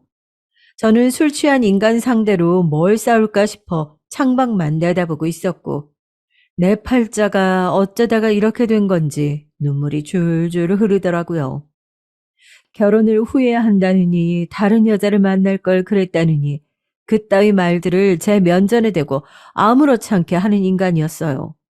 내가 왜 이런 인간이랑 여지껏 같이 살아온 걸까? 과연 애 때문인 걸까? 애가 전부인 걸까? 별 생각이 다 들었죠. 처음에 결혼할 때 우리 집은 여유가 없어서 혼수도 많이 못 해왔는데 그때 남편은 사랑만 있으면 괜찮다고 했던 사람이에요. 그러더니 갈수록 우리 집이 기운다는 걸 자꾸 티내더라고요. 제가 뭘 해도 짜증만 내고 그러면서 온갖 생색은 다 냈어요. 그게 몇 년씩 깊어지다 보니 저도 한계가 오더라고요. 게다가 어느 순간부터는 우리 엄마한테도 빈정거리는 투가 느껴져서 저는 한동안 엄마로 오시지 못하게 했어요. 그냥 오지 마, 엄마. 나 요즘 박서방이랑 사이 안 좋아. 엄마 오면 내가 더 저 인간 눈치 봐야 돼. 분위기 좀 편안해질 때까지 당분간은 내가 갈 테니까 엄마는 안 오는 게 낫겠어. 이 말에 서운해하는 엄마를 보면서 진짜 내가 뭔 부귀영화를 누리겠다고 이러고 사는지 모르겠더군요. 사람은 상대적이라는데 왜 부부 중 한쪽인 저만 이렇게 수그리고 다 맞추도록 노력해야 하는지 모르겠어요. 저 정말 열심히 살았거든요. 시댁 식구들 툭 하면 전화 와서 심부름 시켜대고 우리 집에서 모이자고 하면 잘 모이기만 했어요. 그런데도 남편은 그런 부분에서 고마운 걸 전혀 모르고 당연한 줄만 알더라고요. 뭐라고? 아, 이번에 장모님이랑 여행을 가? 누구랑? 당신이랑 미선이랑 같이? 셋이서 다녀오려고. 왜 그래? 남편은 그때도 못마땅한 표정이더니 고개를 확 돌리고 절 보지도 않고 묻더라고요. 어디로 갈 건데? 시간이 돼? 아, 미선이 학교는 어떻게 빼려고? 체험학습 냈어. 엄마랑 셋이서 기차 타고 하루 자고 올 거야. 엄마 다음 달에 검진 받는데 그 전에 시간 없을 것 같다고 하길래. 그랬더니 남편은 자꾸 한마디를 툭툭 던지는 거예요. 놀러 가겠다고 해 학교를 빠져? 그리고 돈은? 돈 없다고 내 동생들 월급 줄 때 그렇게 눈치를 주더니 당신은 돈이 어디 그렇게 몰래 많이 있었어?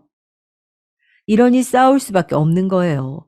기분 좋게 친정엄마 모시고 기차 타고 대전에 다녀올 생각이었고 본인 보고 애들 맡긴 것도 아닌데 자꾸 얘기가 이렇게 진행되더라고요. 결국 저는 이대로 평생 말려들어 살겠다는 생각이 들어 제 딴에 그냥 강행해서 엄마랑 다녀왔고요. 그러지 말라고 제가 야단을 했는데도 끝끝내 엄마는 거기서 특산품 같은 걸 사다가 시댁에 보내셨지 뭐예요. 너랑 네 서방 사이가 안 좋아도 이런 걸 어른들이 일일이 알게 하면 안 되는 거야. 난 알았으니까 어쩔 수 없지만 적어도 시댁은 평안하게 해드려야지. 이거 갖다 드려. 아까 시식해보니까 맛있더라. 결국 엄마가 그렇게 분위기 수습을 하겠다고 이렇게 챙기는 모양새를 보니 전 마음이 아팠어요. 왜 돌아오지 않는 반응을 알면서 우리 쪽만 신경을 써야 하는 걸까요? 정작 시댁에선 저보고 없이 왔니 어쨌니 하고 말하는 게 없어요. 시댁 아주버님이나 시누이들도 대놓고 저에게 뭐라 한 건 없고요. 그런데 남편이 저렇게 늘 앞서서 일을 만드는 거예요. 게다가 이때 생활비 갖고 말 나왔을 때에는 진심으로 진지하게 이혼을 생각하게 됐죠. 창피함을 무릅쓰고 다른 엄마들한테 물었는데 하나같이 미쳤냐는 반응이더라고요. 시작은 아주 소심하게 물어봤어요. 저기, 나 아는 사람 얘긴데 남편이 시댁에다가 한 달에 용돈을 300씩 드리자고 한다나 봐. 자기들은 어떻게 생각해? 그러자 이때 커피 마시던 엄마들이 대체로 다 눈빛이 아주 쎄하게 변해버렸어요. 머리가 어떻게 된 거 아니야? 그게 성립되면 친정도 똑같이 300씩 줘야지. 그리고 그 집 생활비는 어떻게 되는데? 설마 그것보다 많은 거면 그 남편 무슨 놈의 간이 그렇게 커서 그딴 소리를 한다는 거야. 남일인데 들으면서 왜 이렇게 성질이 나냐? 이런 표현이 나오는 것도 무리가 아니고 제가 화나는 게 정상이란 생각이 들더라고요. 정말 아주 뜬금없이 대뜸 남편이 저런 말을 했거든요. 생활비를 솔직히 제가 관리하지 않았다면 남편은 저에게 굳이 말하지도 않았을 것 같은 거예요. 엄마 아버지 이제 몸도 힘드시고 그리고 우리 회사 와서 일도 도와주시고 하잖아. 아직은 두 분 도움으로 거래처 확보하는 것도 있다고. 그리고 그 연세에 한 분당 150씩 드리는 꼴밖에 안 돼. 두 분이 돈이 그 정도 든다고 하는데 어떻게 더 줄여달라고 해. 언제까지 드릴지 모르겠지만 당분간 그런 줄 알고 드리자. 전 숨도 쉬지 않고 곧장 따졌어요. 그 돈이 당신만 버는 돈이야? 내가 미선이 키우고 당신 신경 하나도 안 쓰게 해줘서 다른 곳으로 돈이 안 나가는 것은 생각도 안 하냐? 당신 부모님만 부모님이야? 그럼 우리 집은 왜 생활비가 한 푼도 필요 없는 건데? 이때 막 몰아치는 제 모습에 놀랐는지 남편도 침을 꿀꺽 삼키는 듯 했지만 그렇다고 해서 크게 행동이 달라지진 않더라고요. 왜 그렇게 흥분해? 내가 뭐 아무것도 안 하는 두 분께 그냥 생으로 드리자고 했어? 엄마랑 아버지랑 우리 회사 와서 나 도와주기도 하잖아. 그래서 버는 거고. 두 분이 지금 둘만 사는 게 아니라 우리 형이랑 동생들이랑 같이 살고 있잖아. 5식구가 사는 거니까 돈이 많이 들 수도 있는 거지. 다른 직장인들 봐라. 누가 요즘 월급을 150씩 받아? 저 정도면 적게 드리는 거야. 남편도 뭘 준비해 왔던 건지 아주 따박따박 한마디도 지지 않고 저렇게 쏴붙이는 거예요. 저도 질 수 없어서 이때 참아왔던 서름을 다 쏟아내면서 따졌죠. 말이 되는 소리를 하란 말이야. 솔직히 부모님이 두 분 계속 일정하게 나와 계시는 것도 아니잖아. 왜 갑자기 안 드리던 생활비를 드려야 하는 건데? 월급이야, 생활비야. 이전에 두 분이 그냥 도와준다고 나와 계셨던 거 아니냐고. 그리고 당신 우리 세 가족 생활비 알기나 해? 우리 셋이 졸라매고 아껴서 200이야. 근데 부모님께 지금 300을 매달 공으로 드린다고? 남편은 말을 하면 할수록 저를 완전 악처로 몰아가면서 코너로 끌고 가는데 이때 굽히지 않고 계속 싸워댔어요. 생활비 300이라는 숫자는 정말 얼마간 저를 잠도 못 자게 할 정도로 괴롭게 하더라고요. 그런데도 중요한 건 남편은 제 결정은 중요하지도 않았나 봐요.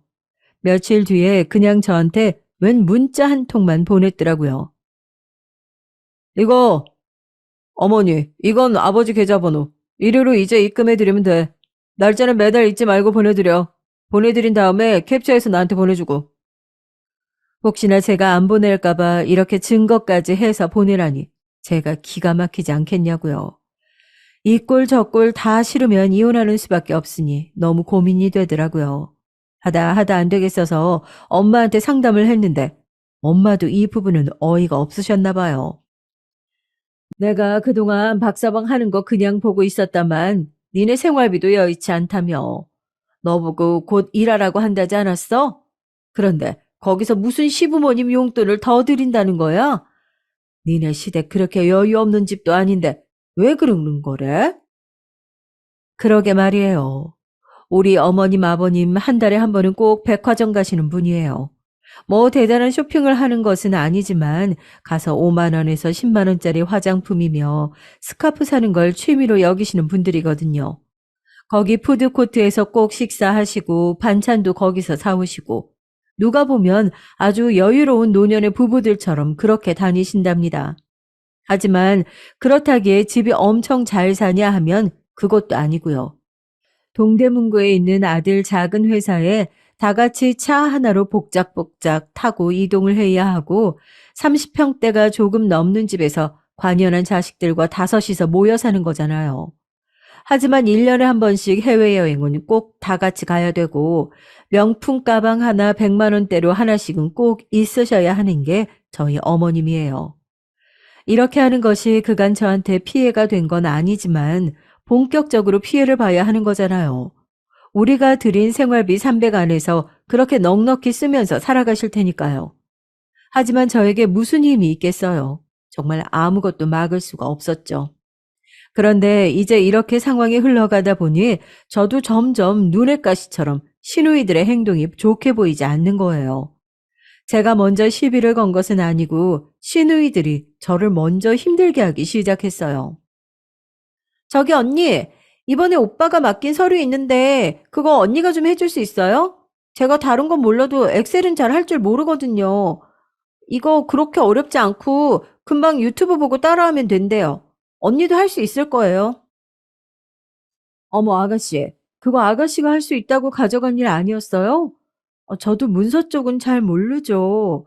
그리고 오빠랑 다시 얘기를 해보시던지 그 부분은 새로 직원을 뽑던지 하세요. 원래 저 이렇게까지 톡 쏘아붙이는 스타일 아닌데 신우가 공으로 돈 받아가면서 저한테 일 맡기는 모양새가 너무 얄밉더라고요. 그러니 저도 참을 수가 없어서 그대로 쏘아붙였죠.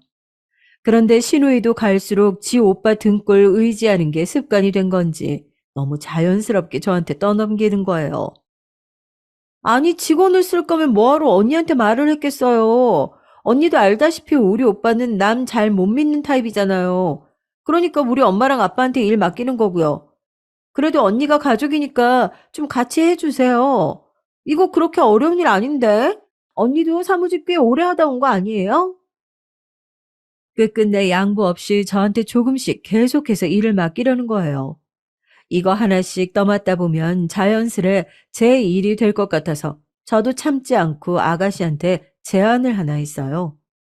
그러고도 맡기면 내가 해준다. 그런 식으로 말이에요. 그럼 아가씨 저한테 맡기고 일 처리할 때마다 건당 얼마씩 주실 거예요? 가격을 좀 정하고 얘기를 해야 할 것 같은데요. 그러자 신우이는 별꼴 다 본다는 말투로 아주 기겁을 하더라고요. 언니 지금 뭐라고 했어요? 뭐 돈이요? 와, 진짜 어이가 없네. 언니 지금 저한테 돈 달라고 하신 거예요? 고작 이거 서류 몇 장 봐주는 거 갖고 이러는 거냐고요. 저도 이제 제 권리는 주장해야겠길래 달라고 했고 그게 뭐가 그렇게 나빴다는 건지 모르겠더라고요. 아가씨도 건당 얼마씩 해서 오빠한테 월급 받아가잖아요. 오빠한테 받은 돈 중 저한테 일 맡기는 것만큼 나눠주면 되잖아요. 저도 유튜브 공부하고 하려면 시간이 필요해요. 저도 기술을 쌓을 시간이 필요하고 미선이 챙기고 집안일 하면서 따로 일하려면 당연히 보수가 필요하죠. 공짜가 어딨어요, 아가씨. 오빠도 아가씨한테 하나씩 다 가르쳐줘 가면서 일 시키잖아요. 신우는 믿을 수 없다는 투로 멍하니 있었고 저는 거기에 한마디 더 하고 전화를 끊어버렸어요. 오빠랑 얘기 더 해보시고 잘 안 되면 아가씨가 한번 주변에 직원 찾아보세요. 요즘 어린 친구들 엑셀 다룰 수 있는 친구들 많잖아요. 아마 급여 잘 따져보고 시급 얘기하면 적당히 잘 찾을걸요? 그럼 저 이만 미선이 데리러 가야 해서 끊을게요. 이렇게 끊어버리고 솔직히 진담 반 농담 반으로 한 거라 아주 반응이 기대되더군요. 하지만 이후로 신우한테 전화 한 통 없었고 남편도 분명히 얘기를 들었을 텐데 저한테 말을 안 하는 거예요. 그냥 말 안 나오면 말자는 식으로 넘기려고 했는데 아니나 다를까 분명히 이 인간 제 동생한테 이 얘기를 듣긴 했나 봐요. 전혀 다른 주제로 저한테 짜증을 내고 시비를 걸어대는 거예요. 아우 밥이 이게 뭐야. 아 국은 어제 먹던 거 아니야? 반찬이 이게 다야? 아 진짜. 밖에서 일하고 온 사람한테 이거밖에 못 해주냐 너? 나 진짜 기분 나빠서 못 먹겠어. 나 어머니 댁 다녀온다. 차려준 밥 몇 술 뜨다 말고 저렇게 화를 내더니 기어코 일어나서 결국 시댁에 간 거예요. 아예 대놓고 엄마한테 가서 꽁냥꽁냥 일러 바치겠다는 거죠. 하지만 남편은 제가 뭘 잘못했다고 이 한마디에 그렇게 발등에 불이라도 떨어진 양 팔딱 뛰면서 화를 낸 걸까요? 그래 알았어. 다녀와 그럼. 정말 이 한마디만 했을 뿐인데 이게 그렇게 잘못한 일인가요? 남편은 옆에 있던 서류 봉투를 집어던지고 발로 막 바닥을 탕탕 쳐대질 않나 자기를 무시하는 거냐고 막 소리를 지르는 거죠. 야, 네 눈엔 내가 우스워? 우습지? 돈 벌어다 주는 남편이 우습냐고. 한 푼도 지 힘으로 못 버는 게 진짜 어디서 못된 버릇만 들어가지고. 남편은 눈이 완전 돌아가서는 옆에 말만한 지 딸이 있는데도 얘가 듣는 건 생각도 안 하고 내뱉는 거예요. 이쯤 되니 저는 완전히 감이 와서 아무 말도 안 하고 조용히 밥만 먹었어요. 대꾸하고 싸워봤자 저 야단에 말려드는 꼴이거든요. 역시나 혼자만 실컷 성내다가 가방 주워들고 지 엄마네로 가버렸고 한참 늦게 밤이 되어서야 꾸물꾸물 기어들어온지 뭐예요. 그때도 저는 아는 척 안 하고 거실 소파에 앉아 TV만 쳐다봤고 딸만 멀뚱멀뚱 제 아빠를 반길 뿐이었죠. 흘끗 남편은 저를 보는 것 같더니 지도 민망했는지 잠바를 뒤집어 쓰고 방으로 가버리더라고요. 하지만 제 마음은 썩 좋지 않았고 이렇게 살아가는 생활에도 점점 지쳐가더라고요. 사실 이런 생각을 했던 게 이 무렵쯤 만났던 전 직장 동료 때문이에요. 이분은 50대이신데 이혼하신 지 그때가 한 4년 정도 되셨을 때였거든요. 근데 생각보다 무척 잘 살고 계시는 거예요. 나는 아들이 하나인데 애 군대 가자마자 바로 이혼했어. 아들이랑도 이미 얘기가 잘 됐고 나쁘지 않더라고. 남편은 물론 싫다고 엄청 끈질기게 매달리긴 했지만 말년이 될수록 아쉬운 건 남자들이야. 아, 여자들이 남편 없어서 아쉬울 게 뭐가 있어? 돈은 여자도 벌고 먹고 살 수 있는데. 남자들은 밥에 빨래에 별 뒤치다거리 다 해주고 떵떵거리기도 해야 되는데 그걸 이제 여자가 안 하니까 환장하는 거지. 이렇게 이혼을 하시더니 곧장 집을 얻어서 새로 둥지를 꾸미셨다고 하더군요.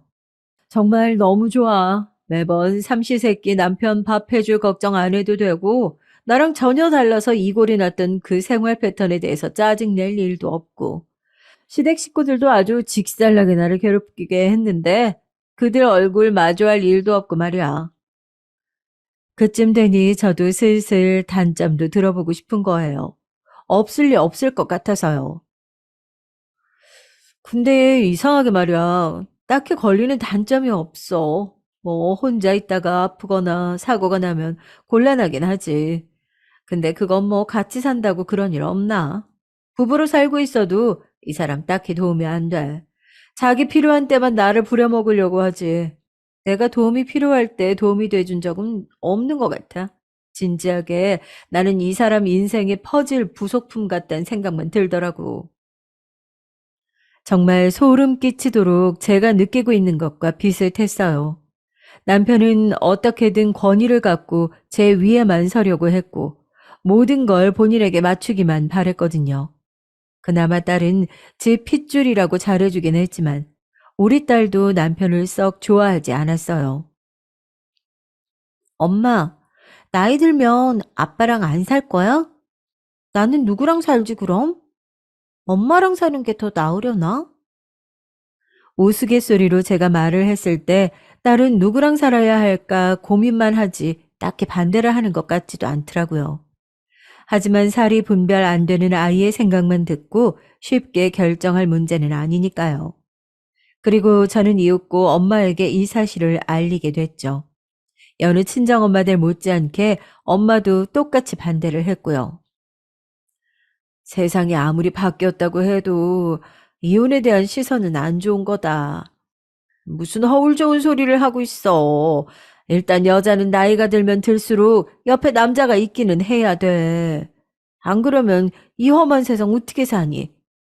집에 남자가 있고 없고 차이가 크다고. 이제 엄마와도 대화가 안 통한다고 생각해서 그만하려는데 의외의 얘기를 엄마가 하시더라고요. 여기서는 조금 솔깃했어요. 남자가 뭐 대단하고 좋아가지고 모시고 살라는 얘기가 절대 아니다. 그냥 네 보험처럼 데리고 있으란 얘기라고. 안 그러면 그동안 밥해 먹이고 시중 다 들어가면서 같이 살던 게 아깝지 않니? 여자가 혼자 늙어가는 거랑 영감탱이 있는 거랑 이 무섭고 험한 사건 사고가 판치는 곳에서 얼마나 차이가 큰데. 그냥 쓸모가 있어서 부린다고 생각을 바꿔봐. 엄마도 네 아빠랑 그렇게 살았어. 그러고 보니 엄마는 밥솥 고칠 때라든지 밤길에 어디를 나간다든지 뭐 어디 갈 때 운전을 시킨다든지 이런 상황에 부지런히 아빠를 끌고 다녔어요. 우리 아빠도 썩 가정적인 사람은 아니지만 엄마가 그런 거 시키고 칭찬해주면 보통 기분 나쁘지 않게 해주시는 편이었거든요. 나라고 네 아빠하고 사랑하고 좋아하고 뭐 그래서 산 거 아니다. 아, 너도 할 거 아니야. 근데 이 세상 굴러가는 거 보면 남자고 여자고 다 서로 필요가 있어서 사는 거라고. 이런 거 싫고 저런 거 싫고 다 따져가면서 못 산다. 박서방도 나이 들면 지 집이 최고고 마누라가 최고라고 생각할 거야. 우리 엄마는 굳이 저렇게 믿고 싶어 하는 것 같더군요. 하지만 엄마가 했던 말들이 막 틀린 내용은 아니었어요. 도움이 되는 부분이 없는 건 아니었으니까요. 그렇지만 그것만 기대하고 살기에는 현재 저에게 힘든 부분들이 정말 너무 많게 느껴졌어요. 게다가 이 생활비 300을 얼레벌레 넘겼더니 남편은 그 뒤에 더 큰 사고를 치고 말았답니다. 이날로 저는 완전히 마음을 굳혀버렸어요. 당신 나랑 같이 안 살 생각이야? 어떻게 그런 큰일을 묻지도 않고 결정했어? 우리 집을 담보로 대출을 받는다고? 3억이나? 아니, 어머님 아버님 돈이 없으신 거야? 아주버님이랑 아가씨들은 왜 우리 집이 담보가 되어야 되는데? 말 그대로 남편은 우리 아파트를 담보대출해서 시댁을 위한 새 집을 사겠다고 마음을 먹었더라고요. 무려 3억이에요. 이 인간 왜 이렇게 3이라는 숫자를 좋아하는 건지. 그리고 관연한 자식들이 셋이나 있는데 그들은 꼼짝도 안 하고 왜 우리가 돼줘야 하는 걸까요? 그 뒤에 남편이 설명하는 내용들은 정말 지리멸렬하다 못해 듣기 이골이 나는 내용들이었어요. 더 표현할 것도 없이 그냥 우리 엄마 아빠가 고생 많이 했고 그동안 돈 들은 거 없는 것 같다. 어쩌고 저쩌고 결국 나는 효자다. 끝. 이런 얘기인 거예요. 그럴 거면 우리 집도 꽤나 사는 집이 되어야 말이 되는 거 아닌가요? 당장 우리 집도 곧 어찌 될지 모르고 단지 내 엄마들은 이사 때문에 골치 아파하는데 덜컥 저렇게 대출이라니요. 심지어 그것도 우리가 갚아야 된다는 식으로 말을 했어요. 그 돈을 왜 우리가 갚냐고 말을 좀 해봐. 그럼 달마다 드리는 그 300만 원은 설마 그것도 우리가 내는 거야? 남편은 진짜 먹긴 놈이 성낸다고 목소리 큰 놈이 이기는 줄 아는지 저한테 밑도 끝도 없이 마구 화를 내는 거예요. 돈을 네가 벌어? 네가 버냐고. 내가 벌잖아. 그리고 생활비도 꼬박꼬박 주고 있는데 왜 이렇게 따지고 들어? 결국 돈 한 푼 안 버는 주제에 입 다물라는 것으로 결론을 끝나버렸고 그렇게 남편은 너무나 허무하게도 그 일을 진행해 버렸어요. 아무리 시부모님이 입을 다물고 계시다지만 저는 이제 부모님이 뒤에서 조종하는 게 아닌가 싶어서 그 부분도 꼴보기 싫어지는 거예요. 이후로 가족들끼리 간만에 모여서 식사를 하자는데 저는 안 갔어요. 야, 너 진짜 1억이야? 너랑 미선이 안 오면 내가 뭐가 돼? 우리 엄마 아버지는 하나밖에 없는 며느리랑 손녀 얼굴도 못 보게 할 거냐고. 내가 네 인생 부속품이야? 네가 하자면 하자는 대로 해야 돼? 너나 갔다 와. 니네 엄마 아빠 아니야. 우리는 점점 이렇게 격하게 싸웠고 맨날 구석에서 듣고 짜부러져 있던 저는 정말 악을 쓰고 딸이 듣던 말던 사력을 다해 전쟁을 치렀습니다. 얼마 안 가 친정엄마가 허리 수술을 하신다는데 우리 딸이 하는 말을 남편은 들어놓고도 아무런 들은 채도 안 하더라고요. 아빠, 외할머니 수술하신대. 허리 많이 아프신가 봐. 나랑 엄마랑 이따가 병원 가기로 했어. 아빠 언제 올 거야? 남편은 그 말을 듣고 밥그릇에만 고개를 쳐박고 있더니 우물거리면서 그냥 일어나 버리더군요. 내가 지네 엄마 무릎 다쳤을 때에는 그렇게 병원에 왔다 갔다 하면서 간병을 하고 반찬을 얼마나 해드렸는데 말이에요. 자기 기분 나쁘다고 우리 엄마 수술 소식에 입 싹 씻는 거 보니 점점 저 인간에게 환멸감이 일어나기 시작했죠. 그리고 홀로 엄마한테 다녀왔고 허리 아프다고 끙끙거리는 엄마를 보니까 마음이 너무 안 좋더군요. 늘 쌩쌩하고 발 빠르게 움직이던 엄마가 저렇게 빼샥 말라가지고 이제 몸도 자주 고장난다고 하고 있으니까요. 간 김에 수술비도 제가 200만 원 대신 결제해드리고 엄마는 싫다고 하는 걸 억지로 마무리 짓고 왔는데요. 그러고 며칠이 지나서 저와 남편은 또 싸움이 붙게 된 거예요. 이날만 생각하면 아직도 눈물이 나고 분이 풀리지가 않네요. 말해봐. 지금 장모님 수술하는데 돈 이렇게 낸 거야? 아니, 낸 건 좋다 이거야. 근데 왜 나한테 말을 안 해? 당신 내가 돈 벌어오는 게 쉬워 보여? 아, 내가 우리 집 이사하는데 돈 좀 보탠 것 같고 난리 지랄 부르스를 떨더니 너는 왜 입국 다물고 돈 몰래 갖다 쓰는데 도둑도 아니고 뭐야? 우리 집 돈 세는 주범이 여기 있었네. 너무 얼척이 없는 게 이런 식으로 우리 집 재정이 부족한 걸 제 탓으로 돌리고 앉아 있는 거예요. 뭐, 도둑? 당신 말 다 했어? 무슨 말을 다 해 아직 못했는데 내 돈 쓰는 걸 갖고 그렇게 사람 비참하게 하고 눈치 보게 만들더니 네가 돈을 이렇게 몇 배씩 그냥 퍽퍽 다 가져다 쓰네? 너 통장 너 통장 갖고 와봐. 가계부 쓴 거 어딨어? 당장 갖고 와봐. 100원이라도 수상하게 썼으면 나 너랑 안 살 거야. 이혼할 거라고. 진짜 보통 미친 게 아니야 이 여자가. 제가 왜 이런 소리를 멍청하게 듣고 있어야 했을까요?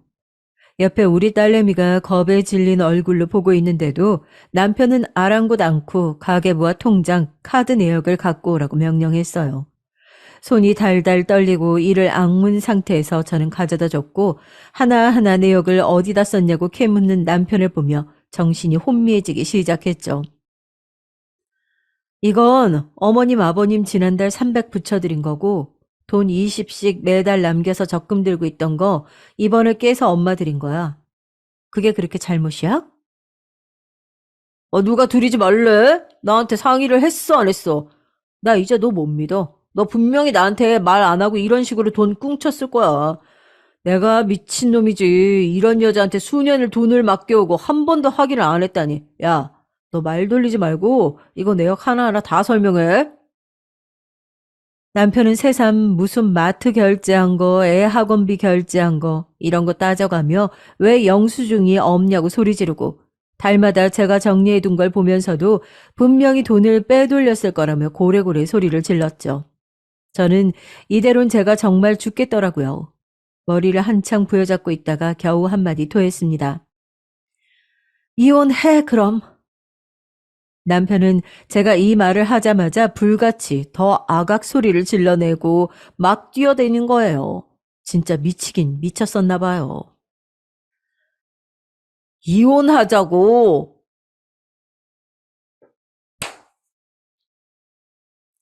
이혼하자고. 하자며. 나 이런 취급 더 이상 못 받고 못 살아. 당신 원하는 대로 하자. 그만 살아, 이제. 그러고 저는 짐을 싸들고 급히 나가려는데 딸내미가 바닥에 주저앉아서 엉엉 우는 거예요. 그 꼴을 보고 남편은 저보고 못된 여자라며 피도 눈물도 없어서 새끼마저 버린다고 악담을 하더군요. 너 그 이상 짓거리면 가만 안 둬? 뭐라고 했어, 지금? 이성을 잃고 제가 남편에게 조용히 읊조리자 남편도 폭주 열차처럼 내달리다가 갑자기 약간은 수그러들긴 하더군요.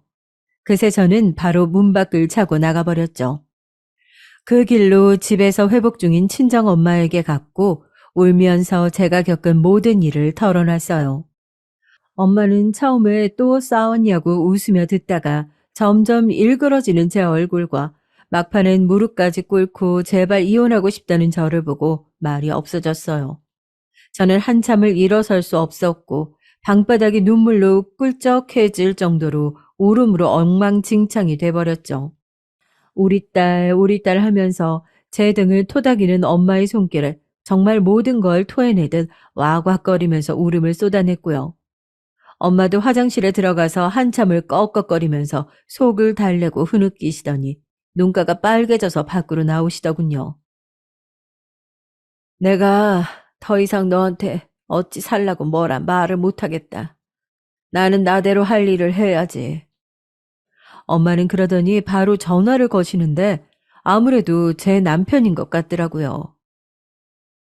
자네, 우리 영미 어디 있는지 알지? 여기 와 있네. 자네도 지금 미선이 데리고 이리 오게. 아, 자세한 얘기는 여기 와서 해. 전화 끝내. 훌쩍이며 엄마한테 왜 그러냐, 왜 불렀냐 묻는데도 엄마는 불이 꺼진 주방 식탁 의자에 앉아 아픈 허리를 부여잡고 그냥 가만히 계시더군요. 아마 엄마도 결국은 이혼하라는 소리를 하겠지 싶어 많은 감상이 머리를 스쳐 지나갔어요. 처음 결혼할 때 이 집을 떠날 때 엄마 손잡고 많이 울었었는데 그리고 아기 낳고 이 집에 와서 엄마가 많이 봐줬었는데 그 끝이 이렇게 끝나게 되다니 현실이 너무 못 견디게 차갑더군요. 얼마 안 되어 남편과 제 딸은 우리 친정에 왔고 딸은 절 보자마자 울면서 와락 안겼어요. 남편은 신경이 바짝 곤두선 얼굴로 몹시 불편하다는 걸 온몸으로 티내면서 현관에 들어서더군요. 거 소파에 앉아보게. 내가 자네한테 할 말이 있어. 둘 사이에 무슨 일이 있었는지는 대강 들었어. 굳이 자네한테 따로 듣지 않아도 되네. 엄마는 웬만하면 제 남편에게 다 맞춰주고 살갑게 말하시는 편이었지만 이날은 용건만 뚝뚝 잘라 말하시더군요. 내가 하는 말 끊지 말고 그냥 듣게. 내가 그간 얘기 다 들었어. 세상 어느 집 자식이고 안귀한 자식 없는 건데 부모도 마찬가지 아닌가? 자네는 자네 부모만 중한가? 남편은 뭔가 빠직하고 화가 난 듯 하면서도 말 끊지 말라는 엄마 말에 이러지도 저러지도 못하고 얼굴만 시뻘겋게 붉히더군요. 이혼하자고 했다면서? 그럼 이혼해. 내가 웬만하면 자네가 뭐 외도한 것도 아니고 때린 것도 아니고 그냥 살게 하려고 했는데 근데 돈을 갖고 그렇게 따지고 들었다며? 우리 영미가 그동안 10년 넘게 자네 딸 키우면서 살림한 게 뭐 사기라도 쳤단 말인가? 엄마는 엄마만의 언어로 그렇게 사위를 야단치고 있었고 저는 그 뒤에서 딸을 안방으로 들여보낸 뒤 그냥 물끄러미 이 상황을 보고 있었어요. 돈 갖고 사람 멸시하는 것들은 돈으로 당해봐야 돼. 자네 그 회사 뭐 얼마나 대단해서 우리 영미를 그렇게 깔고 뭉개나? 우리 영미가 시집 보내면서 해준 거 별로 없다고 그렇게 내내 삐져 있더니 그게 이렇게 10년 넘게 갈 줄 몰랐네. 평생 갈 줄 알았으면 결혼 안 시켰지. 엄마는 그렇게 혼잣말을 하더니 얼마나 속이 상했으면 이후에 결국 그간 숨겨둔 얘기마저 남편에게 오픈해버리셨어요. 솔직히 제가 볼 땐 좀 유치한 대처 같긴 했는데 정말 다시는 안 볼 생각으로 그렇게 엄마 딴에는 쏟아 부은 것 같았죠. 자네, 우리 무시했지? 자네 말이야. 거기 사는데 내가 나가서 일하는 그 식당 알지 않나? 그건 내가 영미 이모네 그냥 일해주는 게 아니야. 우리가 그 가게 인수해서 내가 가서 들여다보고 있는 거라고. 없이 시작해서 정말 개미처럼 모아가지고 그 건물 하나 작게 사가지고 그 식당 1층에 들인 거다. 나쁘지 않게 돈 벌고 있어. 자네도 몇 번 와봤지 않나. 내가 굳이 말할 필요가 없어서 말 안 했다만 자네 회사 해마다 뭐 얼마나 그렇게 많이 버나? 맨날 없어 죽겠다고 하고 빚까지 져놓고 그래놓고 효도한답시고 아파트 대출까지 받았다며? 누가 진짜 여유가 없는지 모르겠네 진짜. 남편은 엄마의 말이 무슨 말인지 모르겠다는 투로 저를 한번 보더니 엄마를 계속 쳐다보더군요. 웬만하면 나는 여기 매장 하나 늘려서 자네한테 맡겨볼까 생각도 있었어. 근데 요 근래 너무 마음이 편치 않고 하는 짓거리도 마음에 안 들어서 영미한테도 말 안 하고 혼자 생각만 했었다고. 내가 하는 전화도 몇 번 받지도 않고 그런데다가 보니까 돈 씀씀이가 너무 대책이 없고 게다가 우리 딸을 이렇게 못 살게 굴었다는데 어떻게 맡겨? 차라리 남이 낫지. 남편은 복잡한 얼굴로 뭔가 말하고 싶은 듯 했지만 웬일로 엄마가 하는 말을 그냥 조용히 듣고 있더군요. 됐어. 이제 그만하고 일어서. 자네는 집에 가게. 미선이 여기 놔두고 가라고. 더 두고 보다간 나 자네한테 험한 말 할 것 같아. 갈라서는 건 모양 안 나쁘게 소란 떨지 말고 조용히들 끝내게. 그게 아니라 장모님. 왜 저 사람 말만 듣고 말씀을 하세요? 저도 사정이 있었어요. 저는 돈 쓸 때마다 맨날 저 사람한테 설명을 했어요. 근데 저 사람은 이번 말은 안 하고 그냥 써버렸다고요. 저도 화가 나서 그런 거지. 맨날 그랬던 건 아니라고요. 왜 그러세요, 진짜. 그러더니 정말 어쩔시고 싶은 말을 하는 거예요. 그리고 이혼이라니요. 저 이혼할 생각 없어요. 아무튼 얘기 잘 해볼게요, 장모님. 오늘은 장모님이 화가 나셨으니까 일어나는데 다시 오겠습니다. 저희 이혼 안 해요. 당신도 내일은 들어와. 이러면서 쭈구리처럼 일어나서는 사라지는데 웃기지도 않는 거예요. 뭘 이제 와서 없던 일로 할 듯이 말을 하고 있나요? 저한테 눈 시뻘겋게 열 올라서 난리 칠 때는 언제고. 저 사람 툭 하면 요 근래 저한테 밥 먹듯이 이혼이라는 말을 해왔거든요. 저는 그대로 다음날 들어가서 가볍게 짐을 챙겨 나왔고 일단은 아이와 함께 별거 중이에요. 매일 하루가 멀다 하고 카톡이 오고 며칠 전에는 생전 연락 따로 안 하는 어머님마저 모른 척 저를 떠보듯 카톡을 보내셨더라고요. 미선임이야, 반찬 만들어놨는데 와서 좀 가져가지 그러냐. 미선이 잘 먹는 계란 장조림 소고기 넣고 해놨다. 시간 될 때 들려라. 아무리 봐도 둘의 상황 좀 떠보려고 그러시는 것 같아서 무시하고 답장 안 했어요. 제 눈에는 아무 말도 안 하고 그렇게 둘째 아들이 갖다 바치는 돈 다 받고 있는 어머님도 한통속이고 너무 여우 같았거든요. 제가 볼 때 저 인간 엄마가 식당 얘기 괜히 해가지고 저것 때문에 돈에 눈이 뜨여서 잡는 게 뻔해요.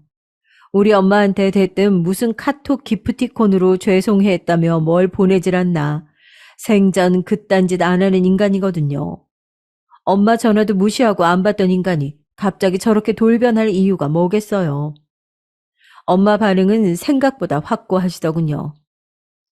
아유, 괘씸해 죽겠네. 내가 전에 고사리며 남을 묻혀줄 때는 뭐 고맙다는 인사라도 했었냐? 픽 쳐다보고 그냥 대꾸도 않고 쉬다 가세요, 어머니. 이 말만 하고 나가버리던 게 박서방 아니었냐고. 지금 이거 핸드폰에 보내온 거, 아이고, 눈으로 봐봐라. 나보고 건강하시랜다. 그래놓고 뭔 홍삼이네 과일을 이렇게 잔뜩 보내왔다. 웃기지도 않아 아주. 원래 엄마는 그런 시큰둥한 반응을 다 참아가면서 두고 보고 있었는데 사위가 본인 딸한테 그간 살림을 하나하나 다 따져가며 굴욕을 안겼으니 못 참겠나 봐요.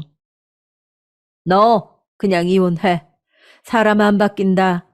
인간이 결혼해서 살 때 안 해야 될 짓이 폭력이랑 도박, 외도만 있는 게 아니야. 돈 갖고 지가 그렇게 무시를 해? 개뿔, 지가 갖고 있는 게 뭐 얼마나 되는데.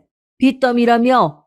니네 시엄마나 그 밑에 줄줄이 소세지처럼 딸려 살고 있는 한심한 자식들도 마찬가지야. 어?